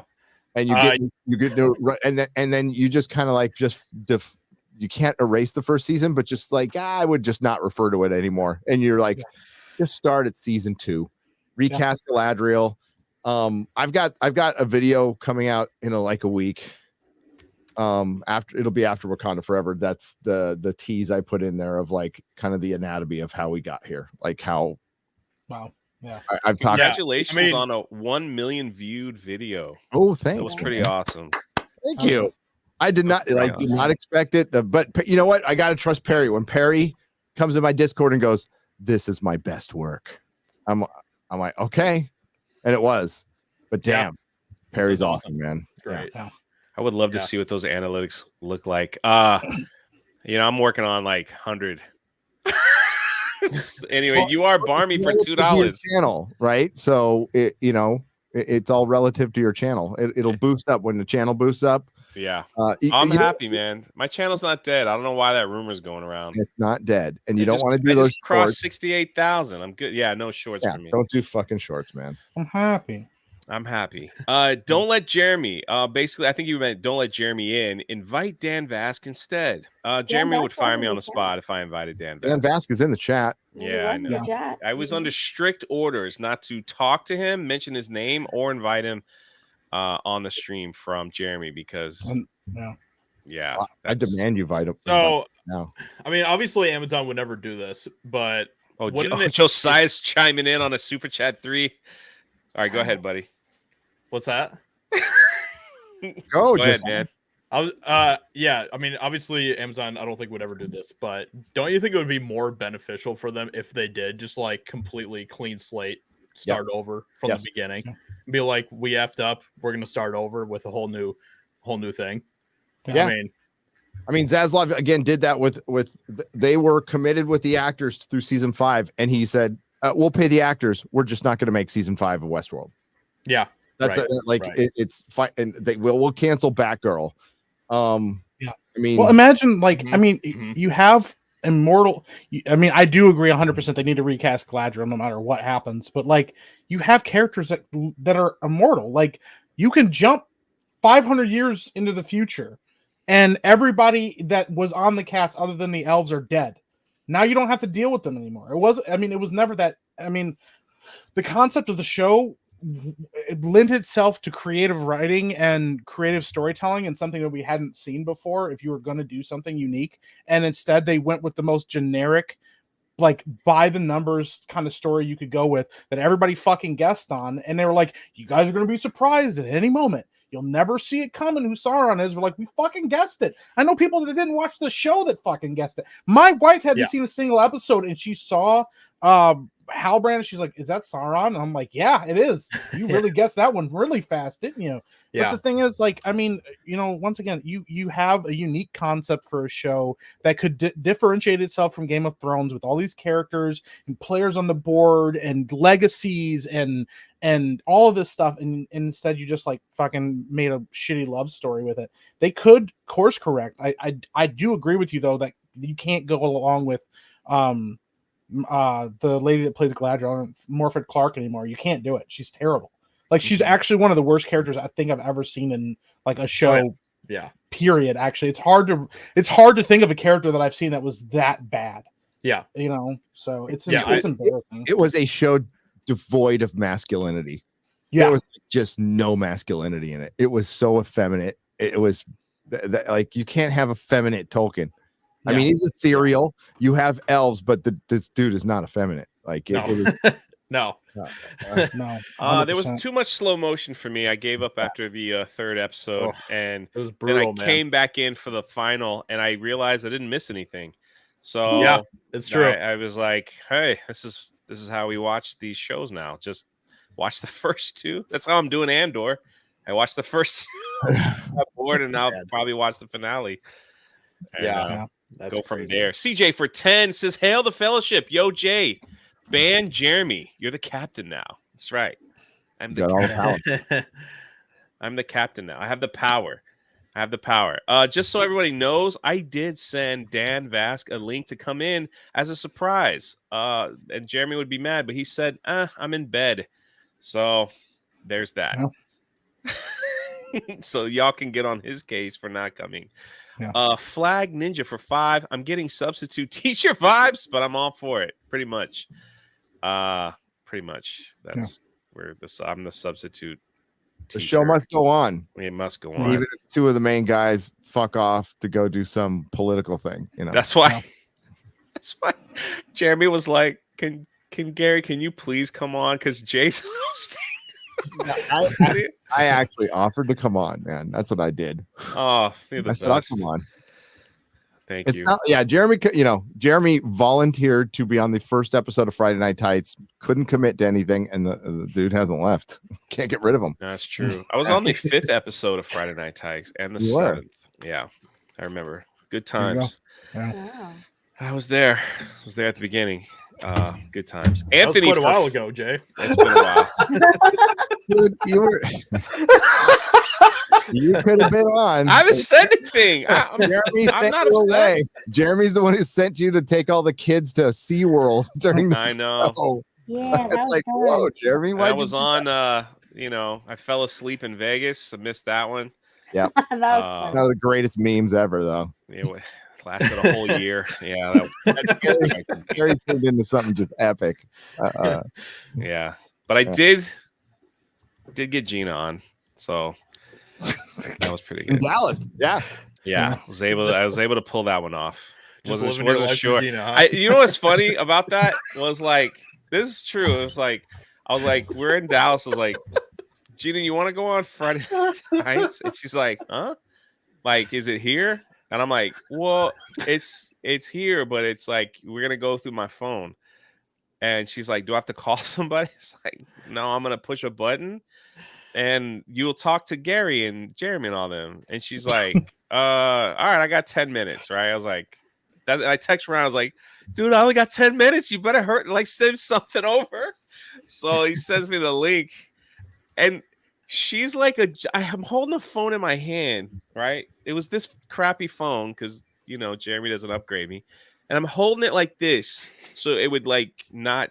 She wanted to get her right angle, so like the whole time I'm like this, and I'm like cramping up, and I'm like, all right, I can do this for 10 minutes, 15 minutes. Go, what's she on for? Like 20 minutes, maybe? Yeah. And I'm like dying, like I'm literally dying, and the guy standing there like, is she almost done? She's got to take photos. And she just looks at him and was like she looks at me. I'm the guy that's supposed to look at him and go, she's not ready yet. And I'm holding the phone. So I'm like you don't see me, but I'm like, she's not ready yet. I'm like telling him, I'm like 5 minutes, right? And it's, oh my God, it was fun times. I got good stories to tell for everyone. Anthony for 5. Would DC live action Teen Titan, but doing the Zack Snyder timeline? Would DC live action Teen Titan, but doing the Zack Snyder timeline? I have no idea. I think they should leave live action Teen Titans properly. That would be good. Yeah, I think so too. Don't you think they would mess it up? I want a good Robin. I don't know. It depends who they like. I don't think Gunn would mess it up. Yeah, I just don't. They have Titans on right now. And the kid playing Nightwing looks like Nightwing. Looks like Nightwing. Yeah, he's really good as Nightwing. I like it. I watched that show. Starfire is terrible. Right, Starfire is just awful. Yeah. I'm sorry. And she's like one of my favorite. I love Teen Titans. That was one of my favorite comics as a kid. That's my whole goal in life. It will happen one day. What did it say? What did it say? Sorry. It says Jay's never made the thumbnail for F&T, even though he's on the show. I was like, yeah. I was like, one day we'll get there.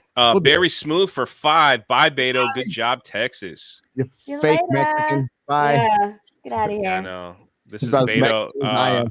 Hold on. I've got a quick clip of Beto talking to his fans. What more do you want from me? I guess that's where we want you to leave. Oh, you know how messed up it would have been, Stephanie, if I moved here away from Newsom and to Governor Beto. I would have fucking moved immediately. I'd be like, oh no. It was so fun because I was thinking about you when I was voting. I was just like, man, it would fucking suck if Beto won. For Gary. Oh no. Gary would be fucking pissed. I kind of checked though. I didn't think he'd ever win. And now. That's he's such a character. I don't. Alex for $1. Thank you. It was the TikTok dance that just sort of made people go, well, maybe not. Alex got a picture of Jeremy in his avatar. That's cool. You know, an easy way to lose Texas. Say you're going to take away somebody's guns. That's an easy way to lose Texas pretty quick. Yeah. So. Did he actually say that? True. Yeah. I live in Florida, man. We're flying high. Everything's great over here, dude. You're not a purple state except for the hurricane coming. Yeah, you're deep red state now. Look at you, deep red. Ice Cans 817. Did I say that right? Ice Cans 817. Please buy Chris Core dinner for saving me money by not seeing this movie. Will do. Thank you for the $20. I'll make sure Jeremy floats the bill and gets Chris Gore some chicken wings. Yeah, first round's on Jeremy, chat. Yeah, that's it. Yeah. That's it. Hold him to the fire until he shaves his face. I swear. What's going on there? Lisa for his face. Yeah, that is some white trash going on right there. And I appreciate white trash. I do. I am white trash, but because Alabama came out. There's different levels, man. There's different levels. Yeah. There's different levels. I've got family that's white. Dude, we were at the house and Jeremy was telling us something. I can't remember, Jay, what Jeremy was telling us.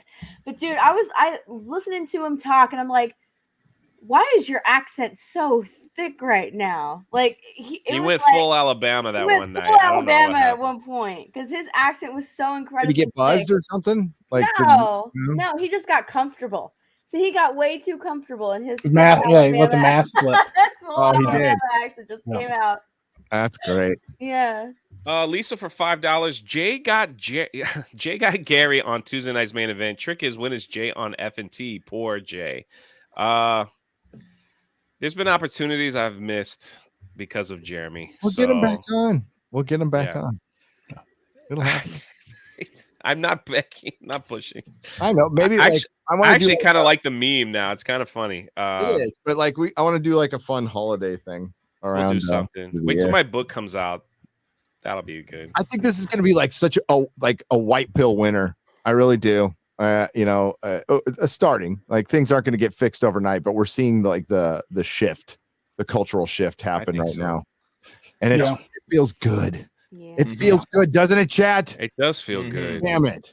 So, I feel good. And you want to know, like the next what we were gonna share? I'm gonna do it. Let me knock out a couple more things. Also, there's also a big Disney shift happening. And a lot of people don't know it. They released Disney released their quarterly financials on election day. So people really weren't paying attention. But there was some interesting things happening. And let me knock out a few more and then I'll pull them up. Ministry of Wrongthink for $5. Metroid Prime, Mother ripoff looking at... Wait. Mothra ripoff looking ass motherfucker. LOL. There you go. Yeah, I don't cuss, so I have to get somebody else to cuss when there's a cuss. There you go. I'll cuss. Anthony Gaming for $2. Teen Titans I Live action movie. Live action movie. A live action. Fuck yeah. Hell yeah. Bring it. Done right. Mm-hmm. Absolutely. Yeah. With a proper Robin cool. and a proper Starfire. Yeah. The problem is like these live actions, they have the stories already. All the stories. Why can't they just say the same thing with Star Wars? You could literally go into the sci-fi section, see the Star Wars section, throw like some mashed potatoes on it, and whatever sticks the most, just do a movie on that book, and it's a winner. Chicken dinner. Yeah. Taters, Vito for $4. Jay, your hat is crooked. Really? No. It's a Geeks and Gamers hat. No. You can get it at 221B Tactical. 221B. Also with little J. And J. Yeah, no. Everyone abused this doll. I saved this doll from the meetup because from Chrissy Mayer to everyone else, they were abusing it. They were sticking things in here they shouldn't have been doing. I saved him. Like property of Gina Carano. And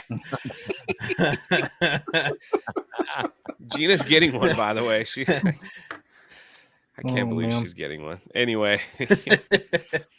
Stephen Waskey. Oh my God. Steven for $10. Don't feel bad about spoilers, Chris. I had no time to die spoiled for me by Flashcast. Oh yeah, I remember that. I'm never going to live that down and completely delegitimize Craig's turn as Bond. Yeah. 100%. Yeah. Yeah, that last James Bond movie was wow.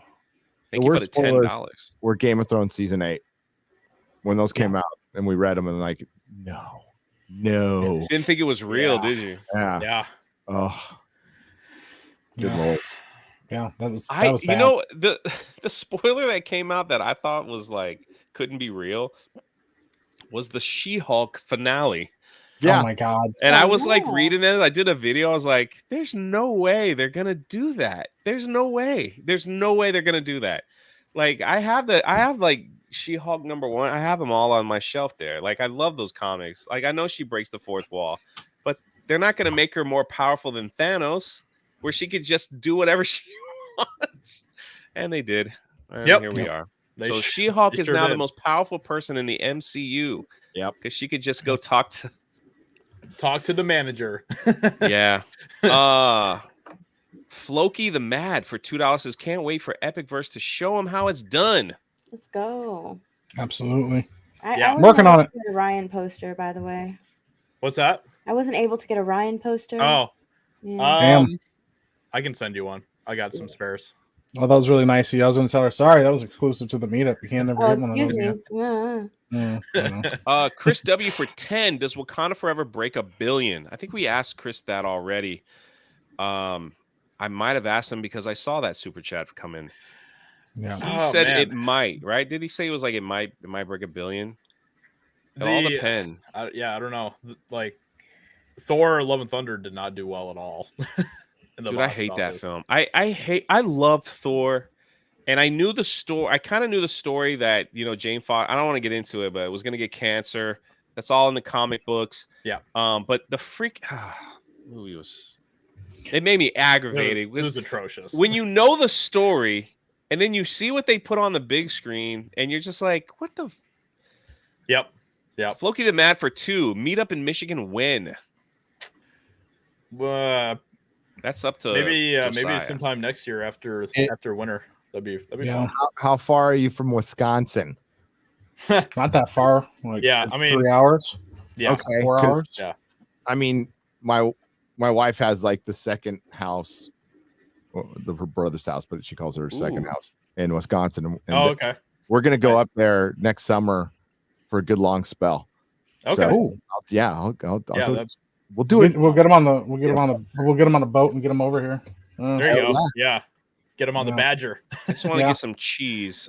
Kid Fitty for 5. Chris, did you get back from voting? I think he said that at the beginning. That then he's going to go watch the election results with his friends. Jeremy, wasted money.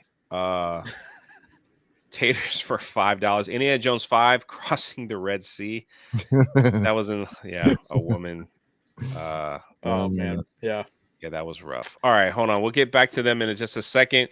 But I wanted to go over some of the Disney stuff that was released today that many people didn't see because there's election and all this other crazy stuff going on. But they released their financials, and from Variety Magazine, it says Disney ekes out a slim profit as streaming losses grow. Oof. And so, look at Bob Paycheck there. He's I don't know if he's happy. So they talking about so basically Disney released all its financials, and the only thing that's really keeping them afloat, does anybody want to take a guess? The parks. The theme parks. Yep. The theme parks brought in billions of dollars for them, where they're able to lose money on the streaming service, even though they come out and they're like, oh, look at all these numbers of streaming that we have there. But the profit numbers don't lie. Is that they actually losing money. But the Disney parks, they're the ones keeping everything afloat as far as Disney parks brings in $28 billion in revenue during the 2020. So they're allowed to have a Star Wars hotel that no one goes to. They're allowed to make movies that nobody wants to watch. Yeah. They're allowed to do any of those things because of this one thing that's keeping them afloat. And I'd like to get everyone's opinion, but let me show you one last thing.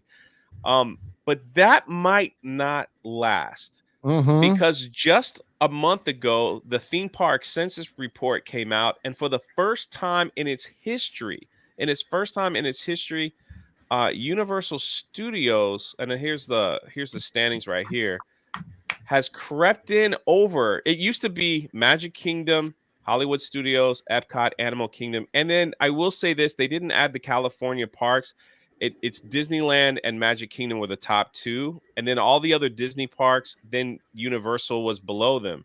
But for the first time in its history, Universal Islands of Adventure and Universal Studios Florida has beat out 3 of the 4 Disney parks. And with Epic Universe Super Nintendo World on its way, it looks like they could take over the crown. And this should be a warning sign. When we were all together in the meetup in October, another first for Universal, it was the first time in their history that they were completely booked up in all of their resorts for their Halloween event. Oh, wow. And when they came out with their financials, they were just like, this is unbelievable. We didn't really expect all that to happen so quickly.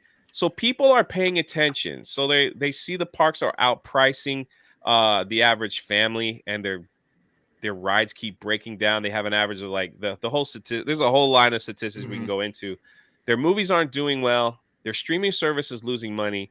The only thing that's keeping them afloat is the castle in Orlando.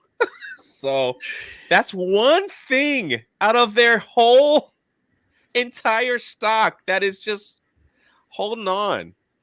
And the stock is sinking. And there's no hope of them turning around and them getting it, for one, losing their tax exempt status, and that happened. Like that's not getting fucking reversed.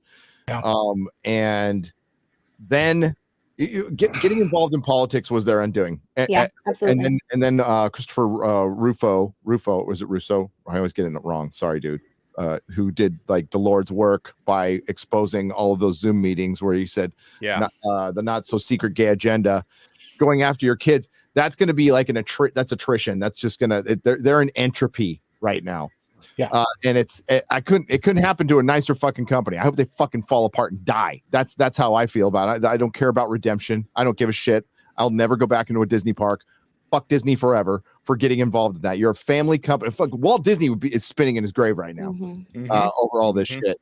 And good for Universal for just staying out of it. That's all you had to do was stay out of it. And like, you know, they ain't cheap either, but I felt like I got my money's worth going there. Like it was a fucking fantastic park.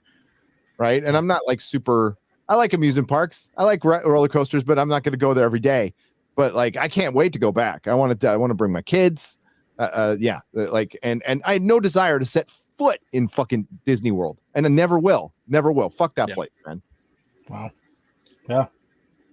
It's kind of crazy to see the tides are turning. We all had a great time that Thursday at Universal Studios. Dude. We rode rides, went to see Harry Potter, and we went to their special Halloween attraction to the point where we were like, they tired us out. We did. That's we good. were going to go to like 2 haunted houses. We went to damn near all of them. Yeah, we only missed 2. Stayed together. Yeah. That was the most impressive aspect of it. There was 20, 25 of us. There was a big crowd. It was a huge crowd, and we all stayed together. We were all just kind of moseying around. Get those fast passes, man. They're worth it. They're worth the extra few bucks. And yeah, like the annual pass, it's cheaper. Like just get it, and maybe you'll go back and it'll pay up for itself. So the last part about this whole thing on why Disney's probably failing is the report came out about the Star Cruiser that they're only at 20 to 25% booking now, that they had to cut their staff. Their staff hours are now part-time. They can't get anybody in, and they're giving away tons of tours to travel agents to try to have them push. This is all, go look this up. It's all public. And so they decided to say, well, I think this will save the park by selling this stuff. I don't know if you saw their new merch. What? It's the Life Day plush. It's the Life Day merchandise. They're taking the worst thing out of the Lucas Star Wars era and deciding that this is a good idea and sell it. That will redeem us. I mean, who doesn't want that shirt? I mean, look at that. How glorious that. I'm telling you, for Christmas, Gary's getting one of these ornaments with Life Day Chewbacca and the blue ball with Ray and BB-8. Ray. Like, Oh what? my God. I think that'll be... That's so What are you creepy. It's to signify the last sacrificial testicle.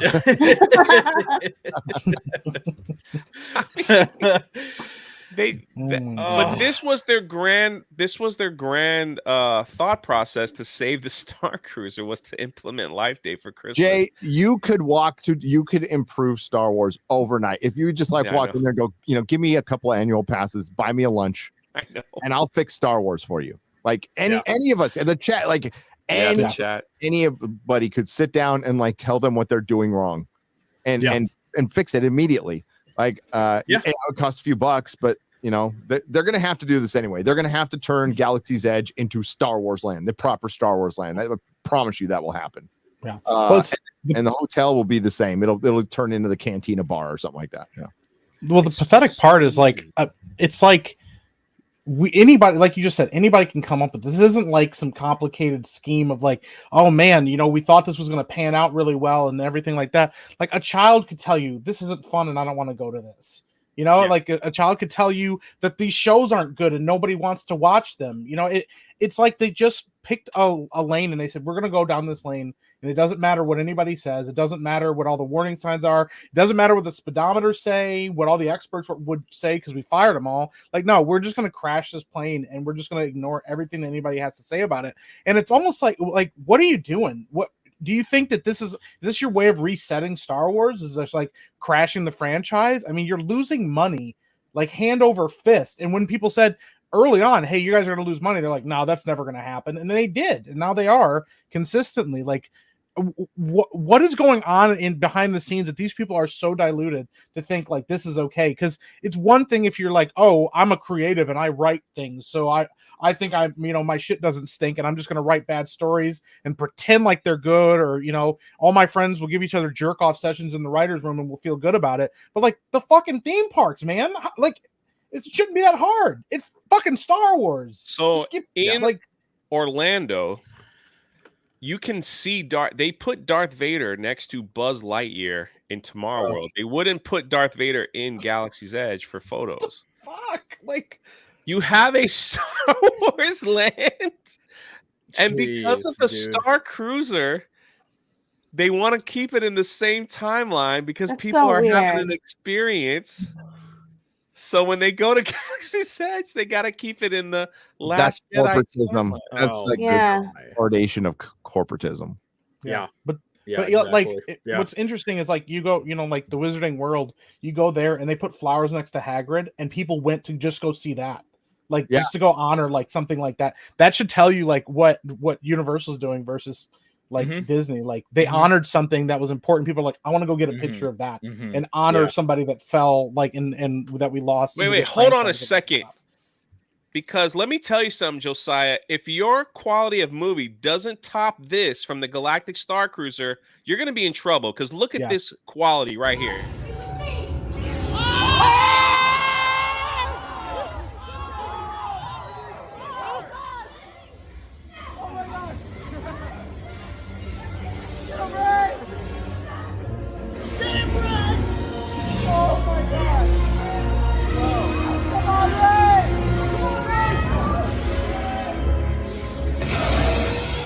I mean, wasn't that just amazing? She didn't even try to hide that she picked it up. She just like, oh, get him, Ray! Oh, get him, Ray! Get him, Ray! Oh! The reason why they were yelling because that was media day, and they were told that during this scene and all the cameras, they wanted a lot of crowd participation. There was a little card that they got, and they were like, during this scene, just scream and yell. So I think when they were saying "Get him, Ray" was more like a joke, like just get him, yay!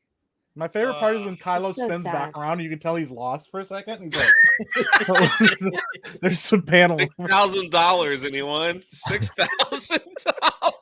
$6,000 effing dollars. Oh, well, the worst part is like that opening scene when she has a lightsaber.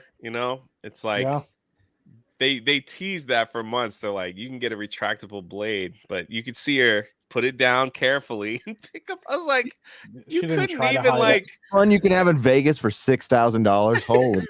Yeah. Can go to Tahiti. I mean, we looked that up. I remember you were talking about the price, and I looked up a trip to Egypt, and it was right after Kuf, and you would get to go on the Nile on a cruise, go see the pyramids in a full tour for half that with 2 people. A freaking trip to Egypt. Damn. That's ridiculous. You mean you don't want to see Ray and Kylo in High School Musical? All I'm saying, Josiah, if you don't match that quality, it's a pretty high bar there. Hey, bro, kicking a guy with a lightsaber. Yeah. We could absolutely give everyone a better experience with $6,000 at Epic Verse than whatever the hell that was. So that was. Congrats on The Last Jedi. Thank really you. Enjoyed it. Thank you happy you. with it? Sure. Yeah. Let's go with that. Wow. Man, I don't think I've ever seen that clip before. That's one of my favorites. Wow. She's like, I'm paid to say yes. So sure. Let's just go with that. Star Wars, man. What has happened to you? Yeah. It's so funny. I mean, the same thing happened with Rings of Power when Rings of Power was going on. Like I saw so many just like random people in chats and in comments on YouTube and everything else are like literally like writing better plot lines and stories for what they could have done with Rings of Power than what we got. Just like random people on YouTube, It's absolutely just ridiculous. And that's free. They're giving you good story ideas for free. You could steal them and nobody would have a problem. You could just oh, that comic's pretty good. Let's do that instead. And no, they're like, But is that where we're going now with all these IPs, basically CW level? I mean, to the point where She-Hulk is having better ratings than Andor, which is supposed to be the best Star Wars show that nobody's watching. Worse than CW. I've watched CW shows. She-Hulk was terrible. Yeah, CW started out good. Yeah. Dude, Arrow season 1 and 2 are great. Oh, they're Flash amazing. season 1 is amazing. I love the Flash season 1. That was the only time that I actually believed that Kevin Smith's tears were real. I was like, yeah, the finale was pretty good. They set it up. I can see why somebody would cry. They're like, yeah, man. But they admitted, like Mark Guggenheim admitted, he got really into the fanfic stuff, man. He was like, oh man, they really like Felicity. This is awesome. And he flat out admitted it. He was like, that's the audience I'm catering to. At least he didn't lie and keep trying to pretend like he was trying to go to a different audience. Yeah, who was the guy they Me Too'd? Was that Mark Guggenheim that they did over there? Guggenheim, yeah, because he had written comics too, and he got Me Too'd. And once he got Me Too'd out of there, it went downhill. Yeah, you're gonna find that as a common thread, right? I'm not saying things were going great at Warner Brothers, but they Me Too'd a guy out of Warner Brothers. That changed everything. They Me Too'd a guy out of Amazon. That changed everything. You'll see a common thread with the Me Too. It was a big power grab. And for activists. Holy crap. I couldn't even get past the first paragraph today, but the diversity and inclusion initiative that's on Amazon. It's the same one that's on Disney. Just read any of them if you want to, it's right there in black and white, like why Hollywood is shitty right now. Yeah. Let's see, the beautiful thing about what I think Andrew Kreisberg, by the way. Yeah, it was Andrew Kreisberg. Yeah. Okay. I think the beautiful thing of where we are today has opened the door for Epicverse, Ripaverse. People just started becoming creative a little bit more. And we're starting to see some really wonderful independent thought, as far as book writing and comic writing and script writing and things like that. And maybe that's just going to thrust a whole new wave that we're going to see in the next 10 years if things don't change, because Star Wars was how are you handed the great, at least for me, one of the great Lucasfilm, the greatest IPs ever. And now it's what we just saw. That clip that what we just saw was their best. Yeah. It's literally that's where it's become. And how long has Disney had it? 10 years? 10 years. Only took it was destroyed less than 10 years, but it just gets worse and worse. It's it's not even. I mean, the Kenobi series was how do you bring back Ewan McGregor and Hayden Christensen? I know, and do that. How do you do that? I was so happy for Hayden Christensen too. Yeah, because I gave the prequel shit, but I never wanted I was just happy to see him get another chance. Right? It was a good story, and they fucked that up. And it could have. There was you could see when he was talking in his mask when it was broken after that stupid fight. There was a little moment. I'm like, that's kind of freaking cool where they matched the voices and stuff, and you saw what could have been in that little 2 seconds. You're like, oh, see, that could have been something fucking rad. Not them fighting. They should have never met. That fight was terrible. Yeah. But maybe him fighting somebody else. There's 1,000 stories out there that are probably better that were probably already written in the EU. And yeah, it's an opportunity. You don't get to have these opportunities again. No, we can erase all this shit all we want. That the opportunity is come and gone. Han, Luke, and Leia. Yeah. There is a reality out there, the full string theory thing, where they did get a scene together somewhere. That is just the dumbest fucking move ever. Yeah, 100%. I actually talked with My bad, Mike. I didn't mean to cut you, but it's even you talk a lot about Doctor Who. We're talking about Rings of Power. We're talking about all these franchise, and everyone in the chat and everyone here, we could look at them and go, why did you do that? This is terrible. Who are you? Who is your audience? What? Would you just lock yourself in a room with 10 people and go, yeah, this is great. Pat each other on the back and be like, you're gonna love it. We're gonna destroy Luke Skywalker. Nobody cares about Luke Skywalker. Let's destroy him. We'll just get him out of the way. Nobody cares. Yeah, well, we do care. We care about all this stuff. That's why we have lightsabers and stuff like that. That's why Gary had, look at all the freaking action figures he has. I almost stole one, but I didn't. Because they're just so cool. Honestly, Gary even has like the original Star Wars video game. Is it in that room? It's in my game room downstairs. Oh my gosh. I almost never left. You know, I mean like original, where it's like all like looks like Tempest, the little box game. Oh man, it was so good. But yeah. And now it's Indiana Jones, now it's Willow, and they're doing a Goonies reboot, which is like, why? There's no need for that.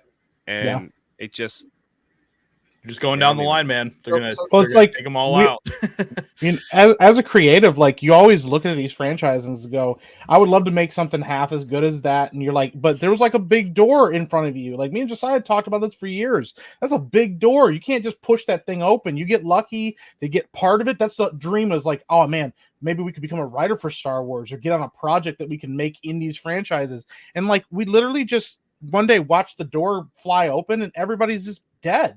Like all these franchises are dying. And so like we basically were like, dude, we should just make our own shit, because I don't want to resurrect this stuff like in the state that it's in. You know, I was talking to somebody the other day about this. And I just told him, like, he was like, is there a way to save Star Wars? I'm like, I don't know. But if you do take it, if somehow down the line Disney finally gives up on it and takes it, you got to start from zero now.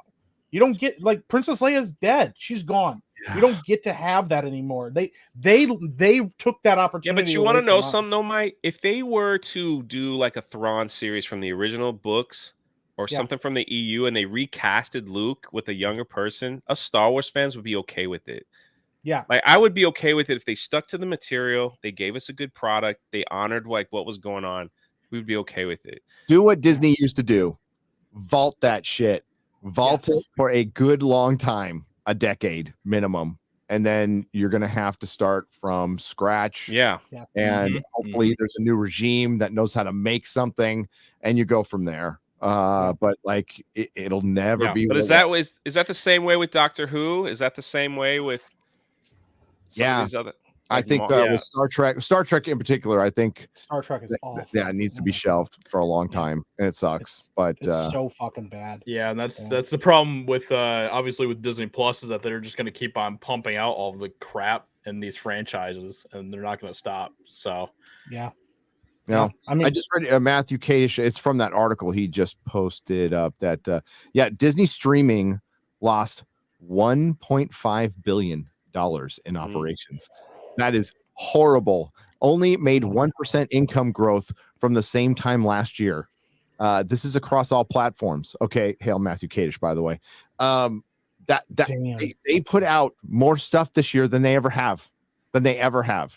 They're boasting all these huge subscriber numbers. I think half of them are lies. They have to be Verizon. The freebies.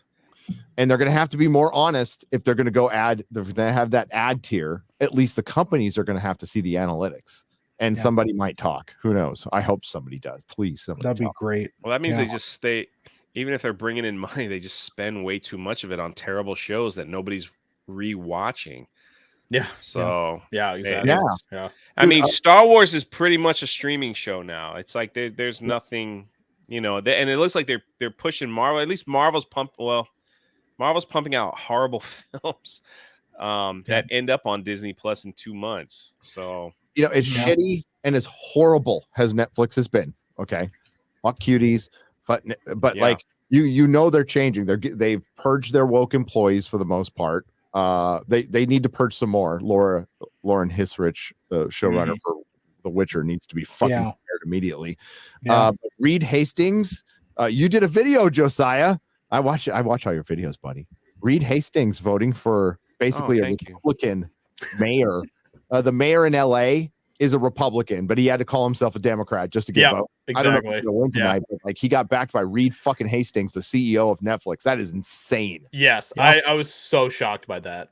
Ted Sarandos as well from Netflix. Like I was like, what? Oh, Ted Sarandos. I was saying Reed Hastings. I was I mean, it's embarrassing. Like me and Josiah have talked about this too, because we talk about a lot of this stuff. But like we were kind of fans of Lauren Hisrich in the beginning. I was like, she did a pretty good job with season 1. It wasn't great, but she always sounded like she wanted to actually try.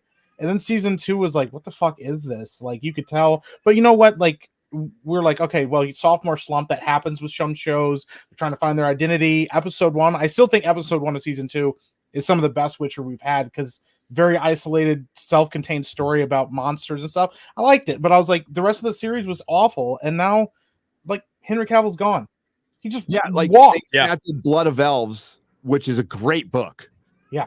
And Yennefer is fucking awesome in that book. And they made her worse in the show. They made her fucking worse in the show for intersexualism. And I'm like, oh my God, you actually made a female character like so fucking unlikable. One, like, I wasn't down with the casting of Yennefer in season 1, but I don't remember her name. I thought she did a good job. I thought she was fine. I thought it was like 7 out of 10.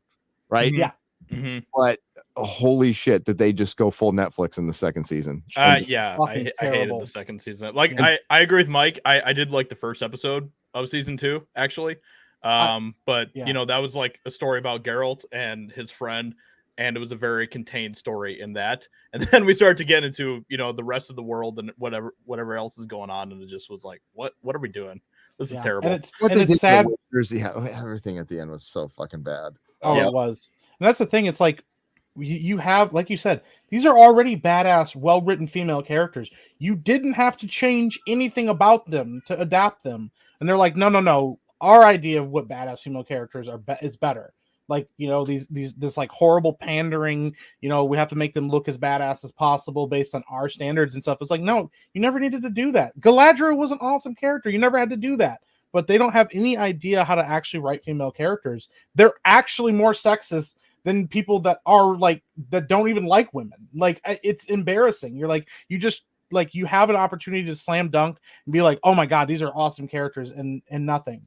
And we're supposedly the sexist ones, even though we grew up loving, you know, Princess Leia, and we grew up loving Ripley and all these different characters. And they go, well, is that all you have to talk about? Yeah, because you haven't written anything good to look at. Nobody has anything else to go for. Rey is a terrible character. She's not well written at all. She's like one of the worst female protagonists that we've ever seen in Star Wars, and it's embarrassing because she didn't have to be seen in cinema. Actually, it's like, and then you look back and look at what George Lucas had, and he's like, I had female characters that were central to the story and stuff. And like, yeah, fuck all of that. We don't want none of that. We're gonna make our own character and watch how awesome she is. And now look at what Star Wars is. You know, but with Rings of Power, Elendil should be the main character. Period. Yeah. End of story.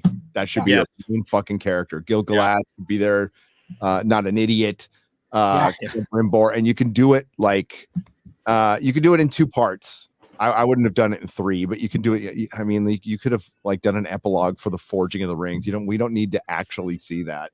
I think much better left to the imagination. And you do, you know, Fall of Numenor, and then you do the Last Alliance or something. You know, those would be. I think they should be separate series.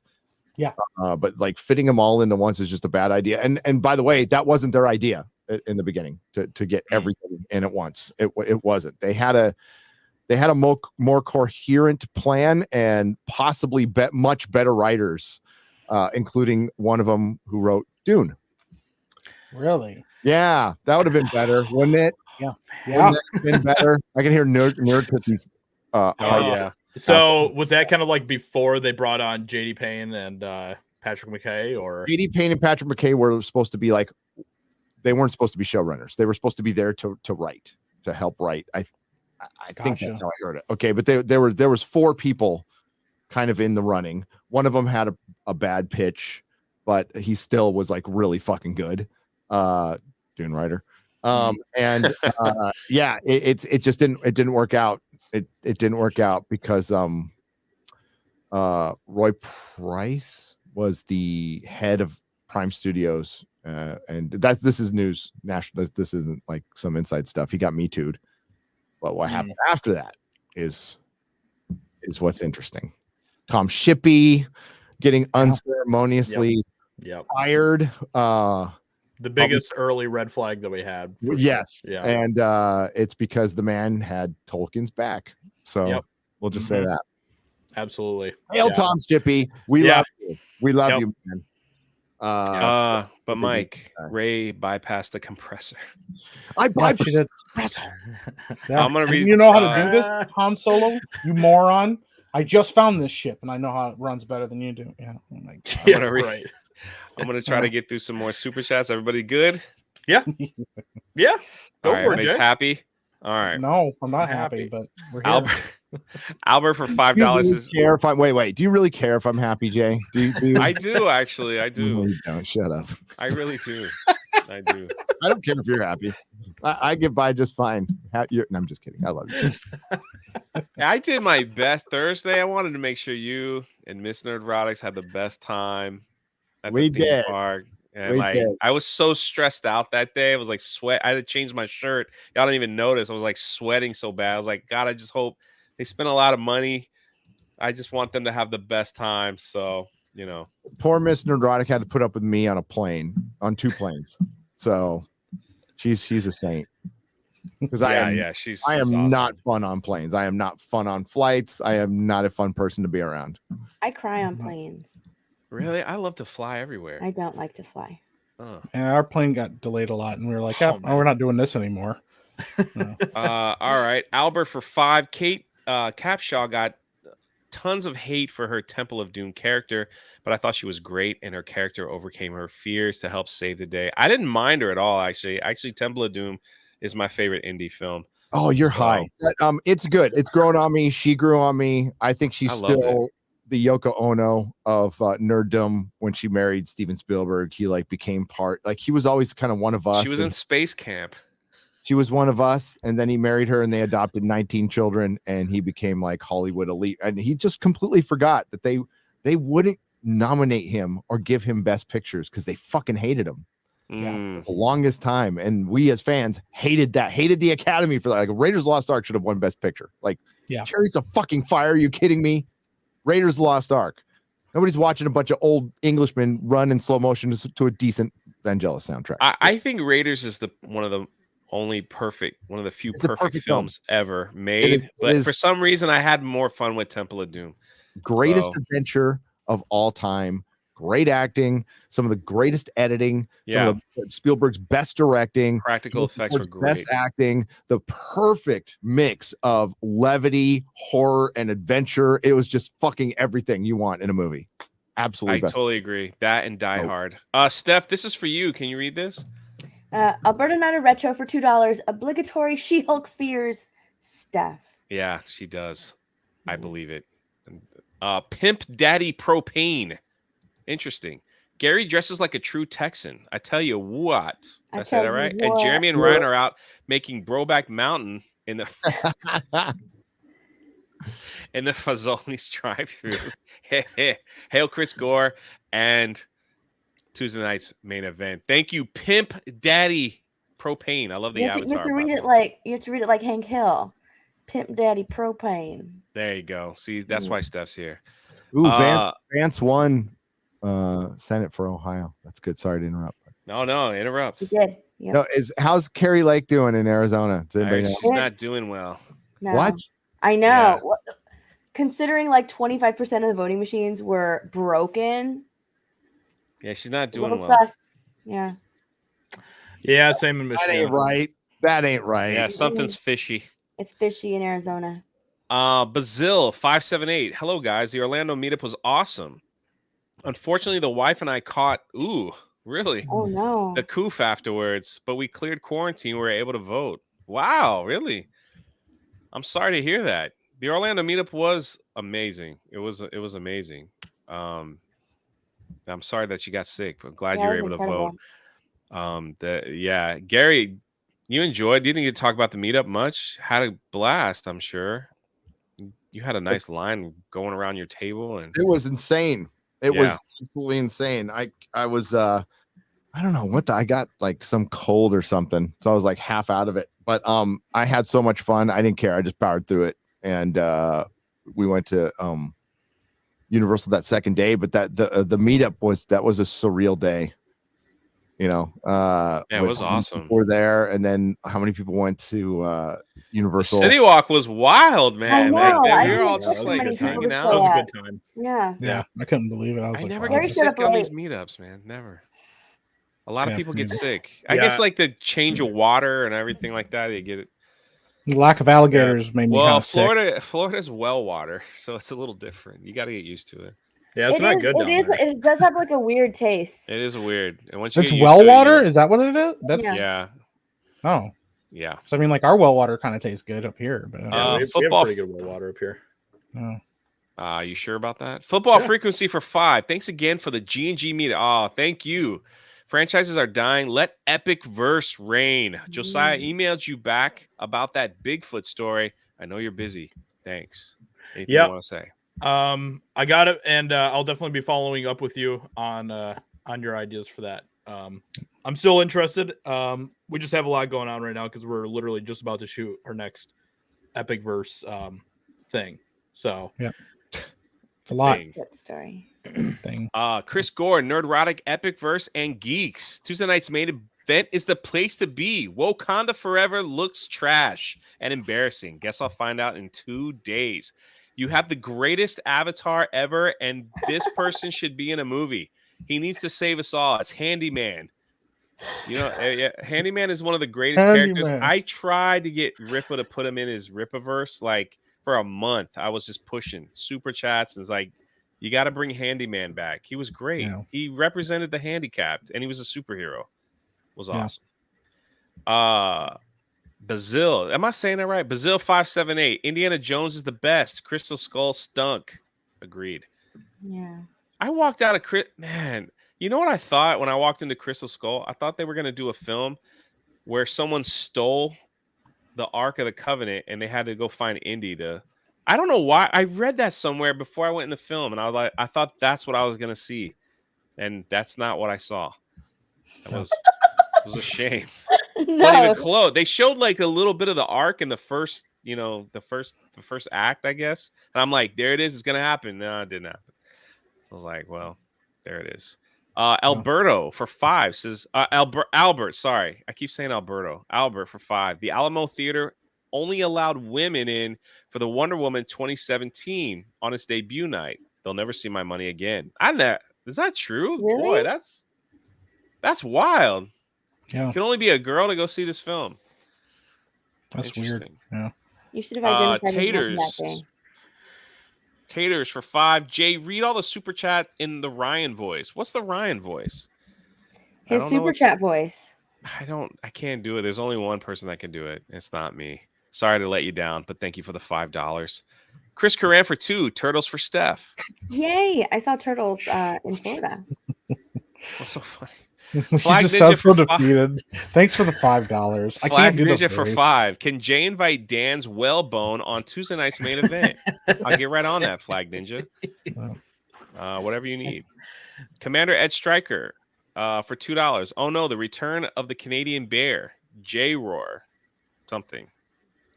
Yeah, I don't have now on 221B Tactical. I don't have the Canadian Bear video. The only one I have, and thank God, because we're not watching it 100 times over with Jeremy here. But I do have this one, so y'all can enjoy. Hey everyone, I'm here with someone special. It's been a great time. It's been a great time.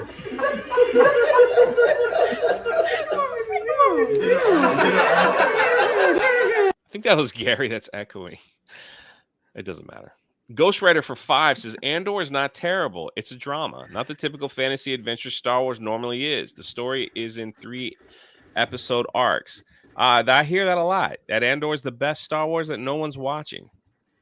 So there it is. I mean, I'll take your word for it. She-Hulk had better ratings than Andor. That just shows you how much people have checked out of a galaxy far, far away. CJ for 5. I live in a far left state, unfortunately, but I'm happy. Good, I'm happy. For all you Floridians and Texans on this stream, CJ is awesome, and I'm so glad to have met him.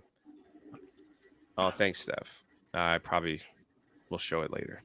Oh, I'm not supposed to say that out loud. I'm reading the All right, next. Thank you, CJ, for the 5. You're awesome. I'm terrible at streaming. REK Films Montana for $5. So is She-Hulk. Is Mike frozen? What happened? Is he dead? Oh, okay. I'm good. I'm just having. So if She-Hulk is as powerful as Thanos, will we get the green snap? Yeah. Green snap? Well, Daredevil got it. You get the green snap if you sleep with some. Walk home shoeless. That's called the green clap. You know, the green clap, the green snatch. Yeah. Yeah. Well, y'all heard go and bitch the at STD Marvel called the Studios. clap. That's what needs to do. Oh my God. Sorry, I laugh at my own jokes. It's embarrassing. Melissa Ferris for 1969. Aha. You guys are awesome. Hope y'all are liking the shirts from the Orlando meetup and auto photo we sent to Gary. But now is the time for my husband to stop watching you and join me in bed. Oh wow. Oh wow. Okay. Enjoy. I like the shirts. I liked everything. Wow, Thank you. that's a lot of info there. That's a lot of info there. Reading this a little late, but good for Sean. He's probably. I'm not gonna say it. But they sent me this.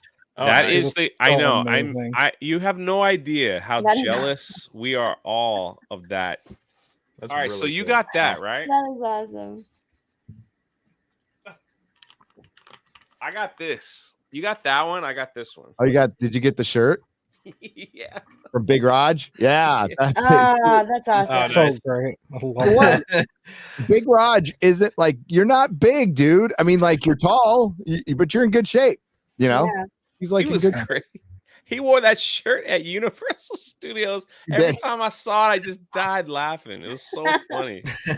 Oh man. Thank you, Melissa, for the 1969. Natron 209 for 10. Hey Gary, question for you. What's your favorite Doctor Doom moment? My favorite Doctor Doom moment. Victor Von Doom. Victor Von Doom is like, people don't realize that he could be as powerful as Thanos. He could be like the big bad. He's a badass. And like in Secret Wars, I thought that was a little too much. I like Doctor Doom in the original Secret Wars. That was that miniseries they did in the mid-aughts. Secret Wars 2 was about the Beyonder, though, man. Like that was the Beyond. If they bring the Beyonder in the MCU, how do they mess him up? He literally was like God. I mean, like he was. Was there anybody more powerful than the Beyonder? Like the entire bad guys fought him, and he just snapped his finger and knocked them out. Then all the good guys fought him in the next episode of the Secret Wars, and he like just pointed at him. And I mean, I don't want to give away spoiler. I mean, it's an old comic book, but it was Reed Richards that defeated him and said the only way you're going to understand human emotions is to become a real human. So he became a baby, and Reed Richards killed the baby. That's the only way they killed the Beyonder, man. It's such a good story. Yeah. That was Secret Wars 2. I just gave it all away. Sorry. Yeah, but not the original Secret Wars. The original Secret Wars was awesome. And you didn't like that? You didn't like that? I like Secret Wars 2. It was fine. Wasn't the original Secret Wars when Spider-Man got his black? I always thought that the Beyonder was a Jim Shooter stand-in. I thought he was supposed to be. I always saw him as Jim Shooter. Was there anybody more powerful than the Beyonder? Honestly, at the time, no. He was friends with Molecule Man, and he killed Lady Death, or he killed Death just for the fun of it.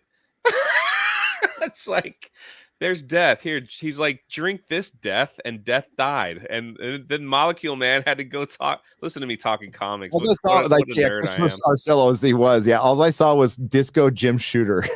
That's like he was the baddest character, but he just looked kind of goofy. The first Secret Wars is better, and what's even better in Secret Wars is Contest of Champions. That was Contest of Champ. They were little 3-issue so thing. good. The shit. The thing was it? That was a great. It was the first Secret Wars when Spider-Man got his black costume, right? Yes. Yep. It was the first one. Yeah.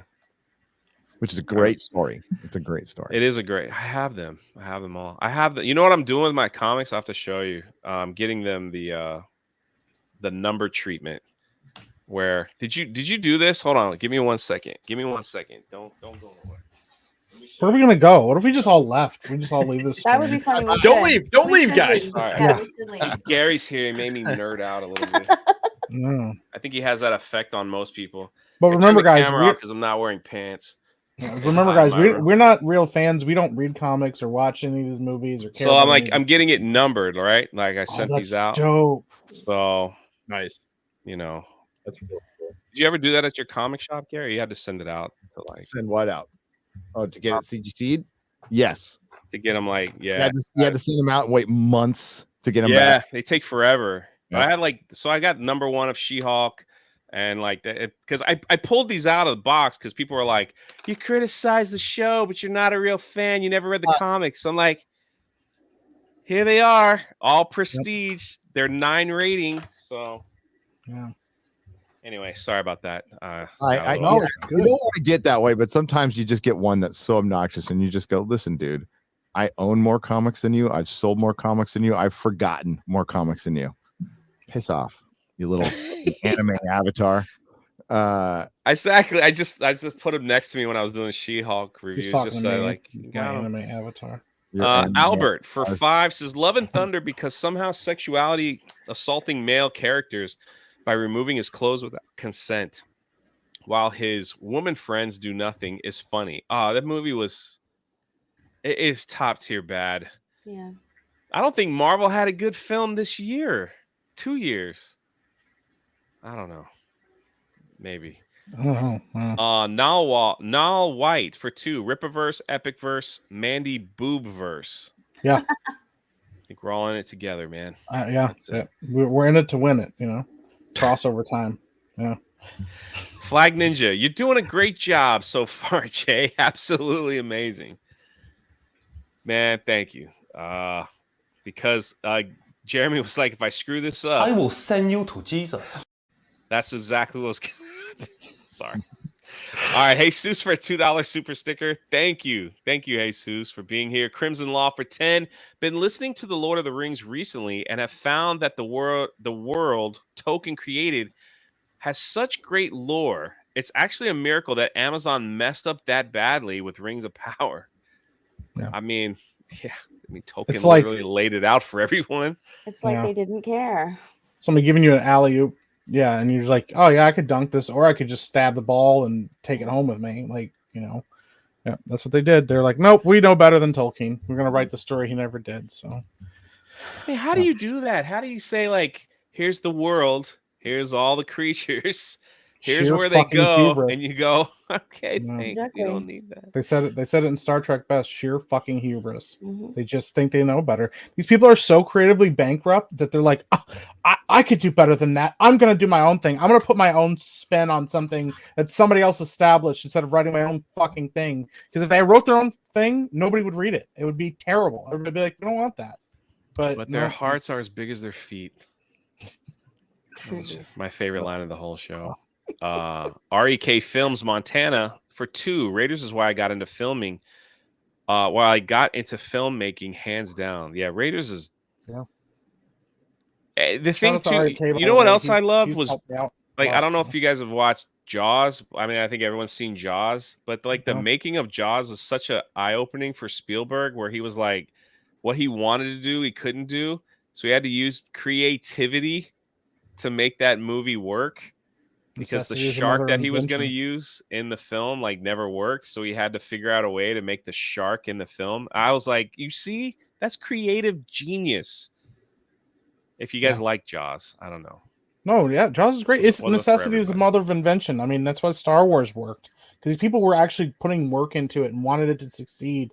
And now these people have blank checks from Disney for stuff, and they just write shit. I mean, like you, yeah. Or they use CGI. Binary Bard for 10. Gary is a tip. Wait. Gary here. Wait. Gary, here is a tip my grandpa, who is a retired pilot, told me about flying. If you get sick on a plane, get a spot by the wings. You'll feel less turbulence. It helped me a lot. Oh, I didn't know that. A spot by the wings. I had a spot by the wing once, and we hit a pocket of turbulence that was fucking gnarly on our way to Vegas for my wedding. And it was after like California was burning for like 3 days. San Diego almost burned down back in the 2000s. And we hit this over the mountains. We hit this like fucking heat wave, and the plane dropped like a half a mile. Just fucking dropped. Like it not half a mile, but it felt like it just dropped out of the fucking sky. And then when it like leveled out, you saw the wing going like flopping like this. I'm like, oh, fuck this shit. I'm driving home. I took it over to my wife. I'm like, if we live, I'm driving home. Fuck this. That's crazy. Did you drive home? Yeah. You did, right? No, we didn't. We ended up flying. My wife's like, we're fucking flying home. Yeah. I don't even take a Valium. I don't know. Pyro for 5. Circling back to corporate meddling, Sam Raimi and I believe would made Doctor Strange mom bearable. Yeah. Sam There's so Raimi? many stories. So somebody asked the Doom miniseries I was talking about was written by Chuck Dixon in 2002, and it's like Planet Hulk. But before Planet Hulk, it's Planet Doom. It's fucking awesome. Go read it. Again, it's by the great Chuck Dixon. And that's like one of my favorite Doom stories. Yeah. There's so many. There's like so much go ahead. shit that they can adapt that they don't. You could take Namor's. John Byrne did a Namor run that was fucking fantastic. That they could have done, and they could have fit that into the MCU just fine. They've bypassed. I can't even remember how many stories they have bypassed in Marvel to get to this new shit. And there have been people way before me warning you about this. Eric July, talking about this shit for years. Did I say Sam Raimi wrong? Raimi. Yeah, I said it wrong. All right, you can roast me, Chad. Dude, Raimi made some great television. All right, Xena. He's behind Xena, Hercules, Spartacus. That's a show that had a guy died of Hodgkin's tragically. Great first season, and the guy who came in wasn't as good, but the show was still good. It maintained its quality. They were able to finish it. I freaking love Spartacus. And then Raimi, of course, went on to make Ash versus Evil Dead, which has that's a perfect first season. That's like the Cobra Kai. It was such a good. Lucy Lawless was great in Spartacus too. Awesome. Oh, she was. Oh yeah, she got naked too, like really naked. But he didn't hold back in Spartacus, like the gore and everything.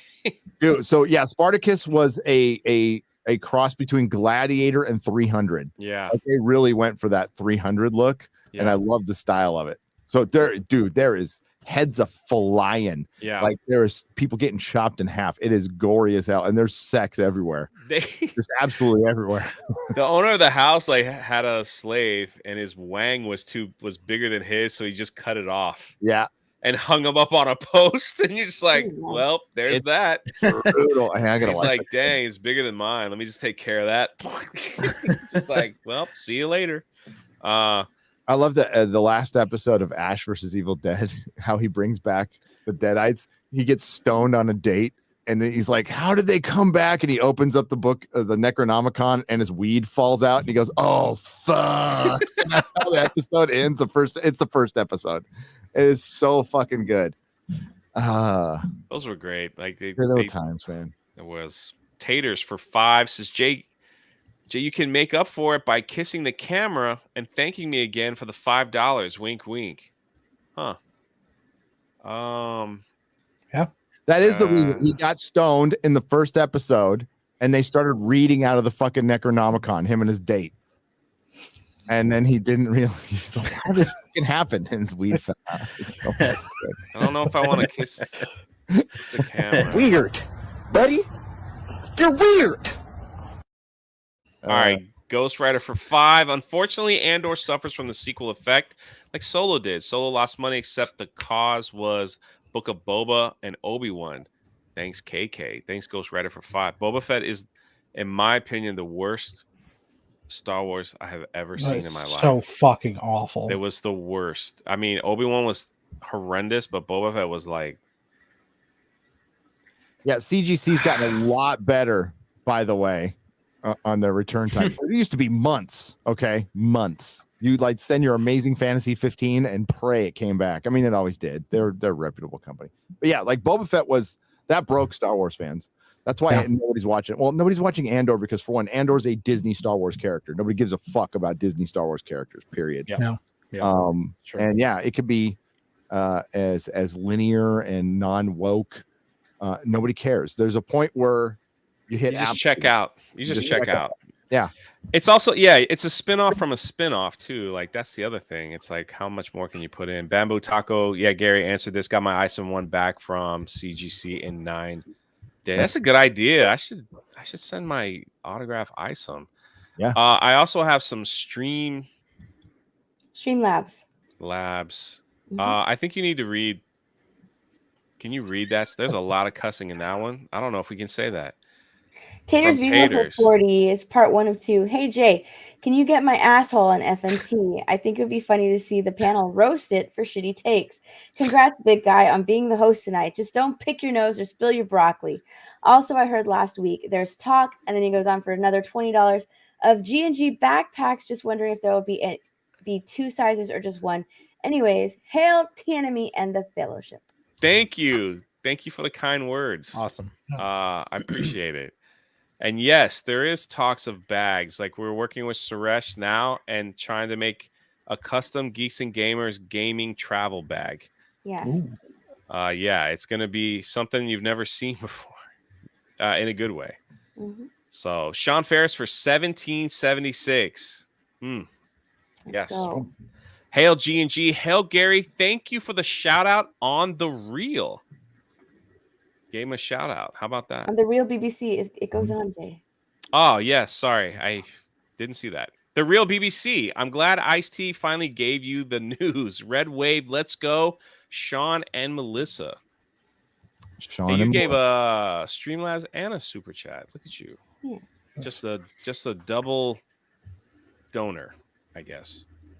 That's all from Streamlabs. And we also got the last one is from Flag Ninja. Gary, remember when people thought Star Trek Enterprise was the worst thing to happen to Star Trek canon? Those were good times. I know, right? Yeah. Wait, what is happening with Star Wars? I mean, Star Trek right now. Oh my fucking goodness. So they're bringing back the Next Generation cast for I think there's one more season of Star Trek Discovery. They're going to focus on Strange New Worlds, which I can care less about. And they're bringing back the Next Generation cast for Picard, and that airs in January, February, like early next year. Yeah. The worst part is, I mean, they already made Worf a pacifist. Like, oh, don't worry about that though. Like, just keep watching. Yeah. They got what is it? Amanda Plummer, is that her name? Yeah. And yeah, she looks like Girl Hitler. Yep. Yeah, I'm not impressed. I know Robert Meyer Burnett's been singing the praises, but because he's seen it. Yeah. I'll just have to wait and see on that one, but I'm not really. And the Picard series. Yeah, with Kurtzman's name on it, that has to be a factor. That guy's been such a prick. Yeah. Yeah. There's a Picard season 3 coming. Yes. Oh. I don't know how it got a third season, but is it with Robot Picard? Yeah. They didn't change that. He's Robot Picard. He's dead. He died. Yep. But it was always a plan, though. 11 says, I apologize if I made you uncomfortable, Jay. No, you didn't. I just didn't know how to answer your kissing question. So thank you for the $11.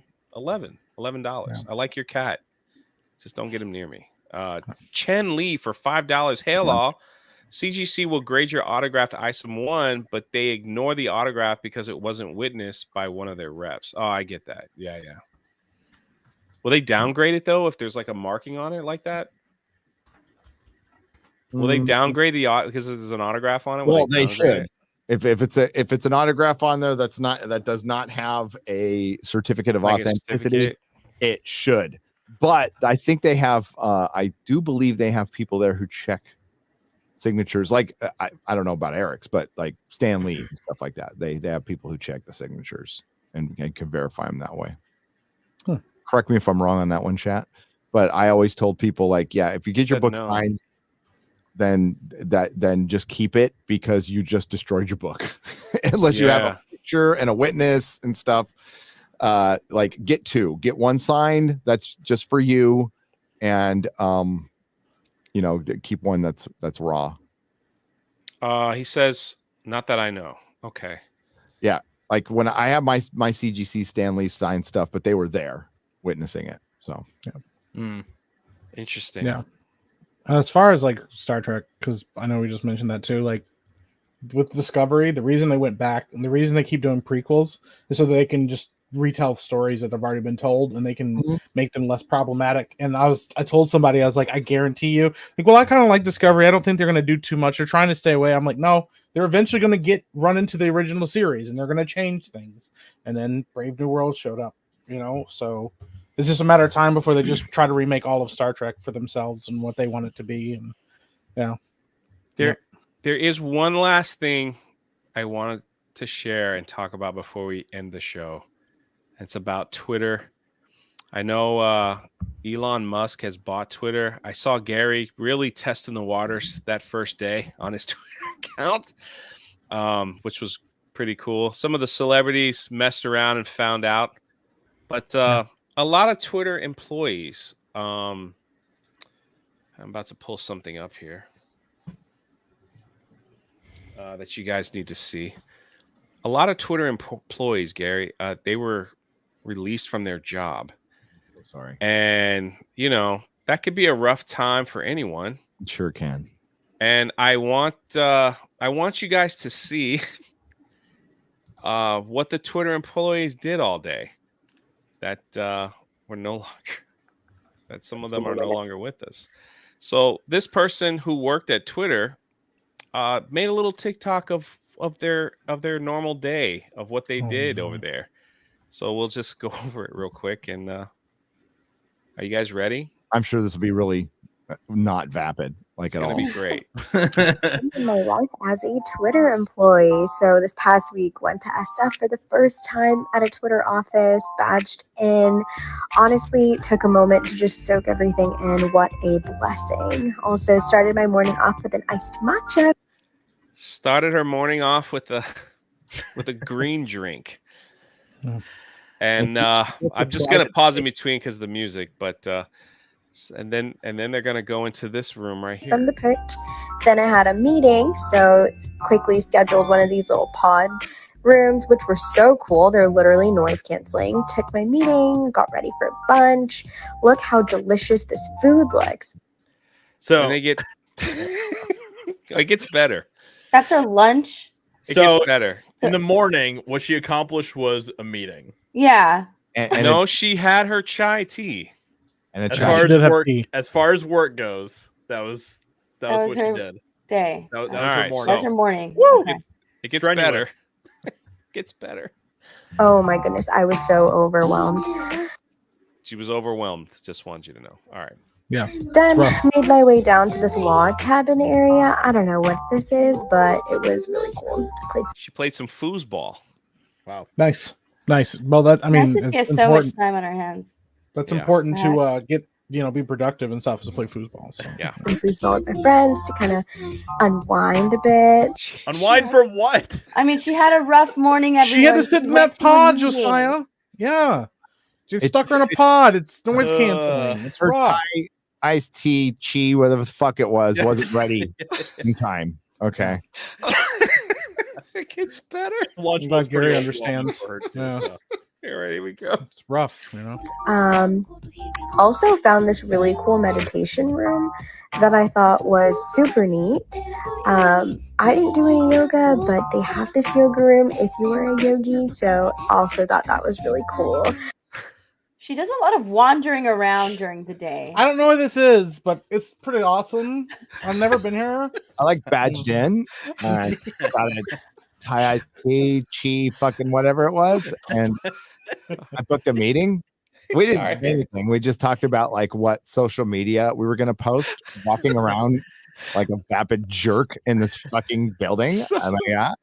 It gets better. Oh man. Here we go.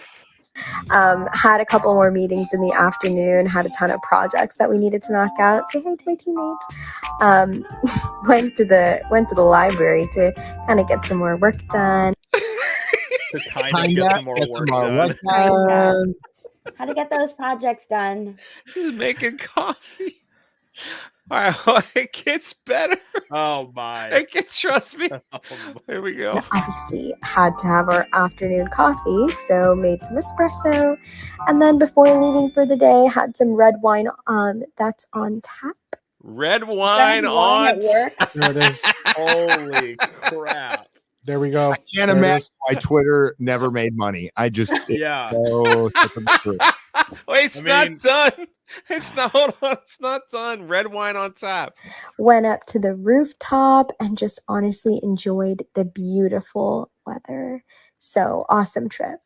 Welcome to a day in my San Francisco. That's fucking San Francisco. Wow. Listen, people lost their jobs.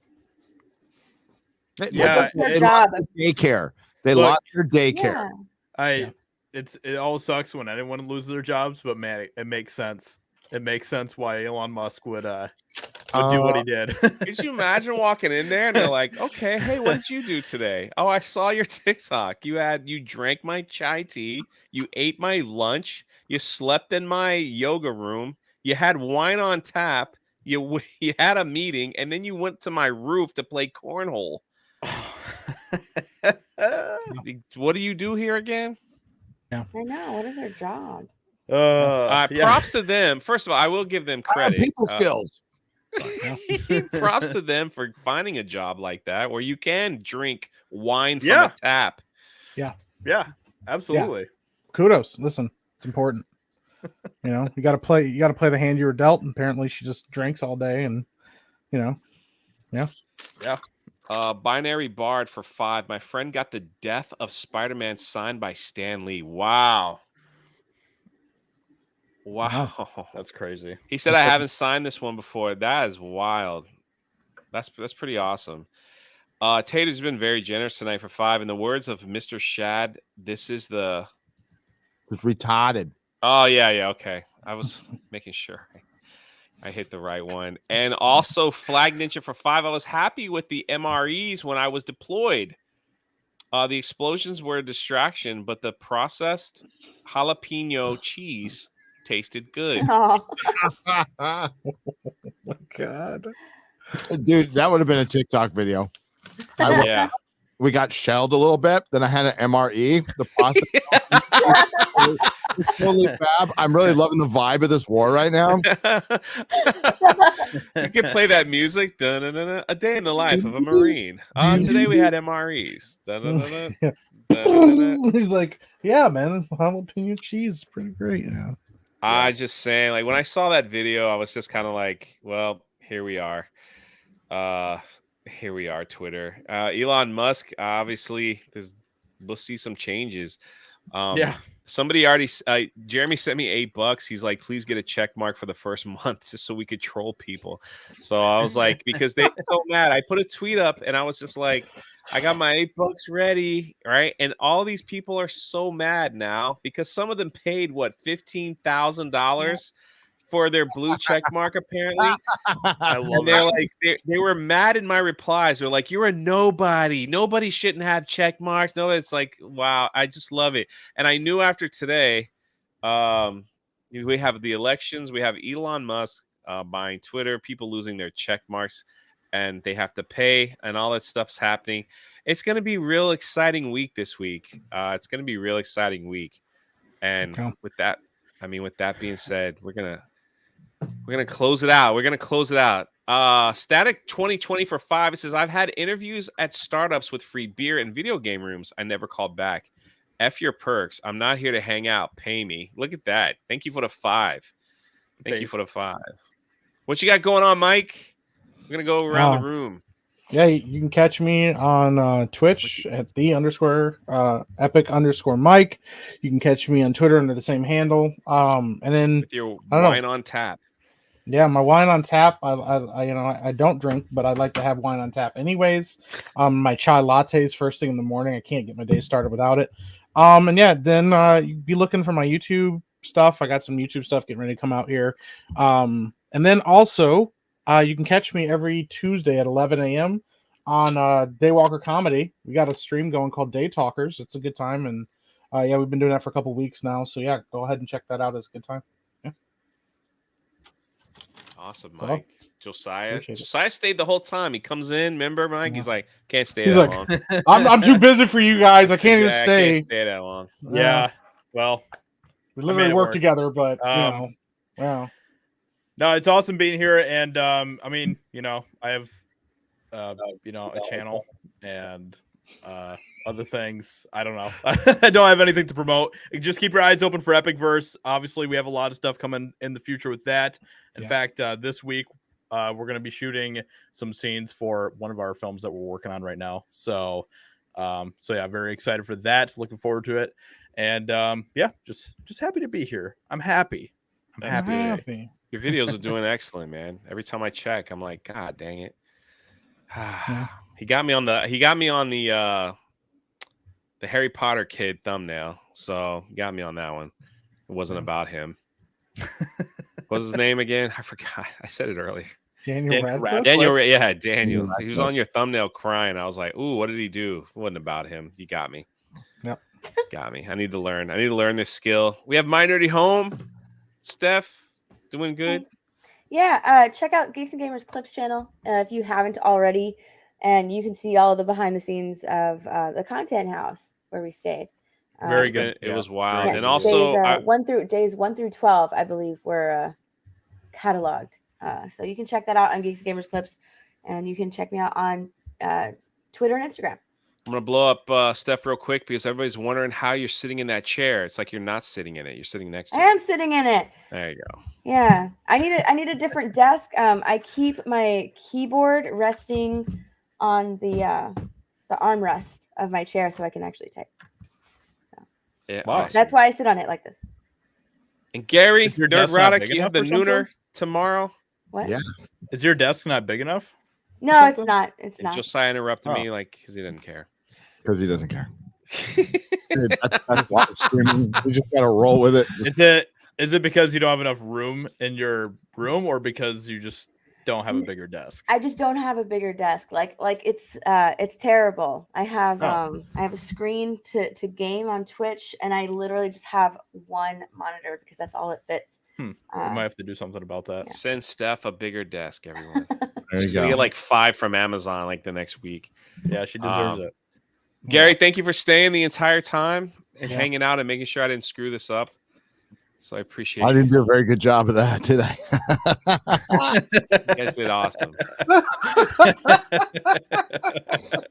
Trying to salvage something. Wow. You did great, man. You did great. Thanks for Thanks, being brother. here. Yeah, we got the nooner tomorrow. And then Wakanda Forever. Oh, That's it. Can't wait to review that. And don't fall asleep in the theater. I will try not to because I have to review the film. So I'll drink I'll get a Thai iced tea beforehand. There you go. Yeah. It'll jack you up good. A nice green matcha. Yeah. Maybe your home needs wine on tap. I mean, goodness Oh, gracious. Mrs. Nerdrotic would like that. Good. Anyway, I'm Jay. I filled in for Jeremy and Ryan. Maybe you'll see me again next week, but keep Florida in your thoughts. I'm about to be hit by another. It's a small hurricane. It's not a big one, but it's on its way right to Orlando again. So we'll see. Thank you for being here. Thank you guys. Don't forget to pick up your doll. I forgot to promote it from 221 Beat Tactical. Play the commercial. I put it there. This doll thing. I don't know. You want me to play the commercial? Play the Yes. commercial. Do it. Do it. I'm All happy. right. You know how long it's going to take me to pull this up and actually do it correctly? Oh my god. boy. Like This I'm whole thing's looking about at to my fall apart third, right at the end here. my third monitor. Yeah, Gary's like, favorite- I gotta go. Like, what are y'all Yeah. doing? All right, I this just love is how it. like deflated it is. Mm. I don't even like watching it.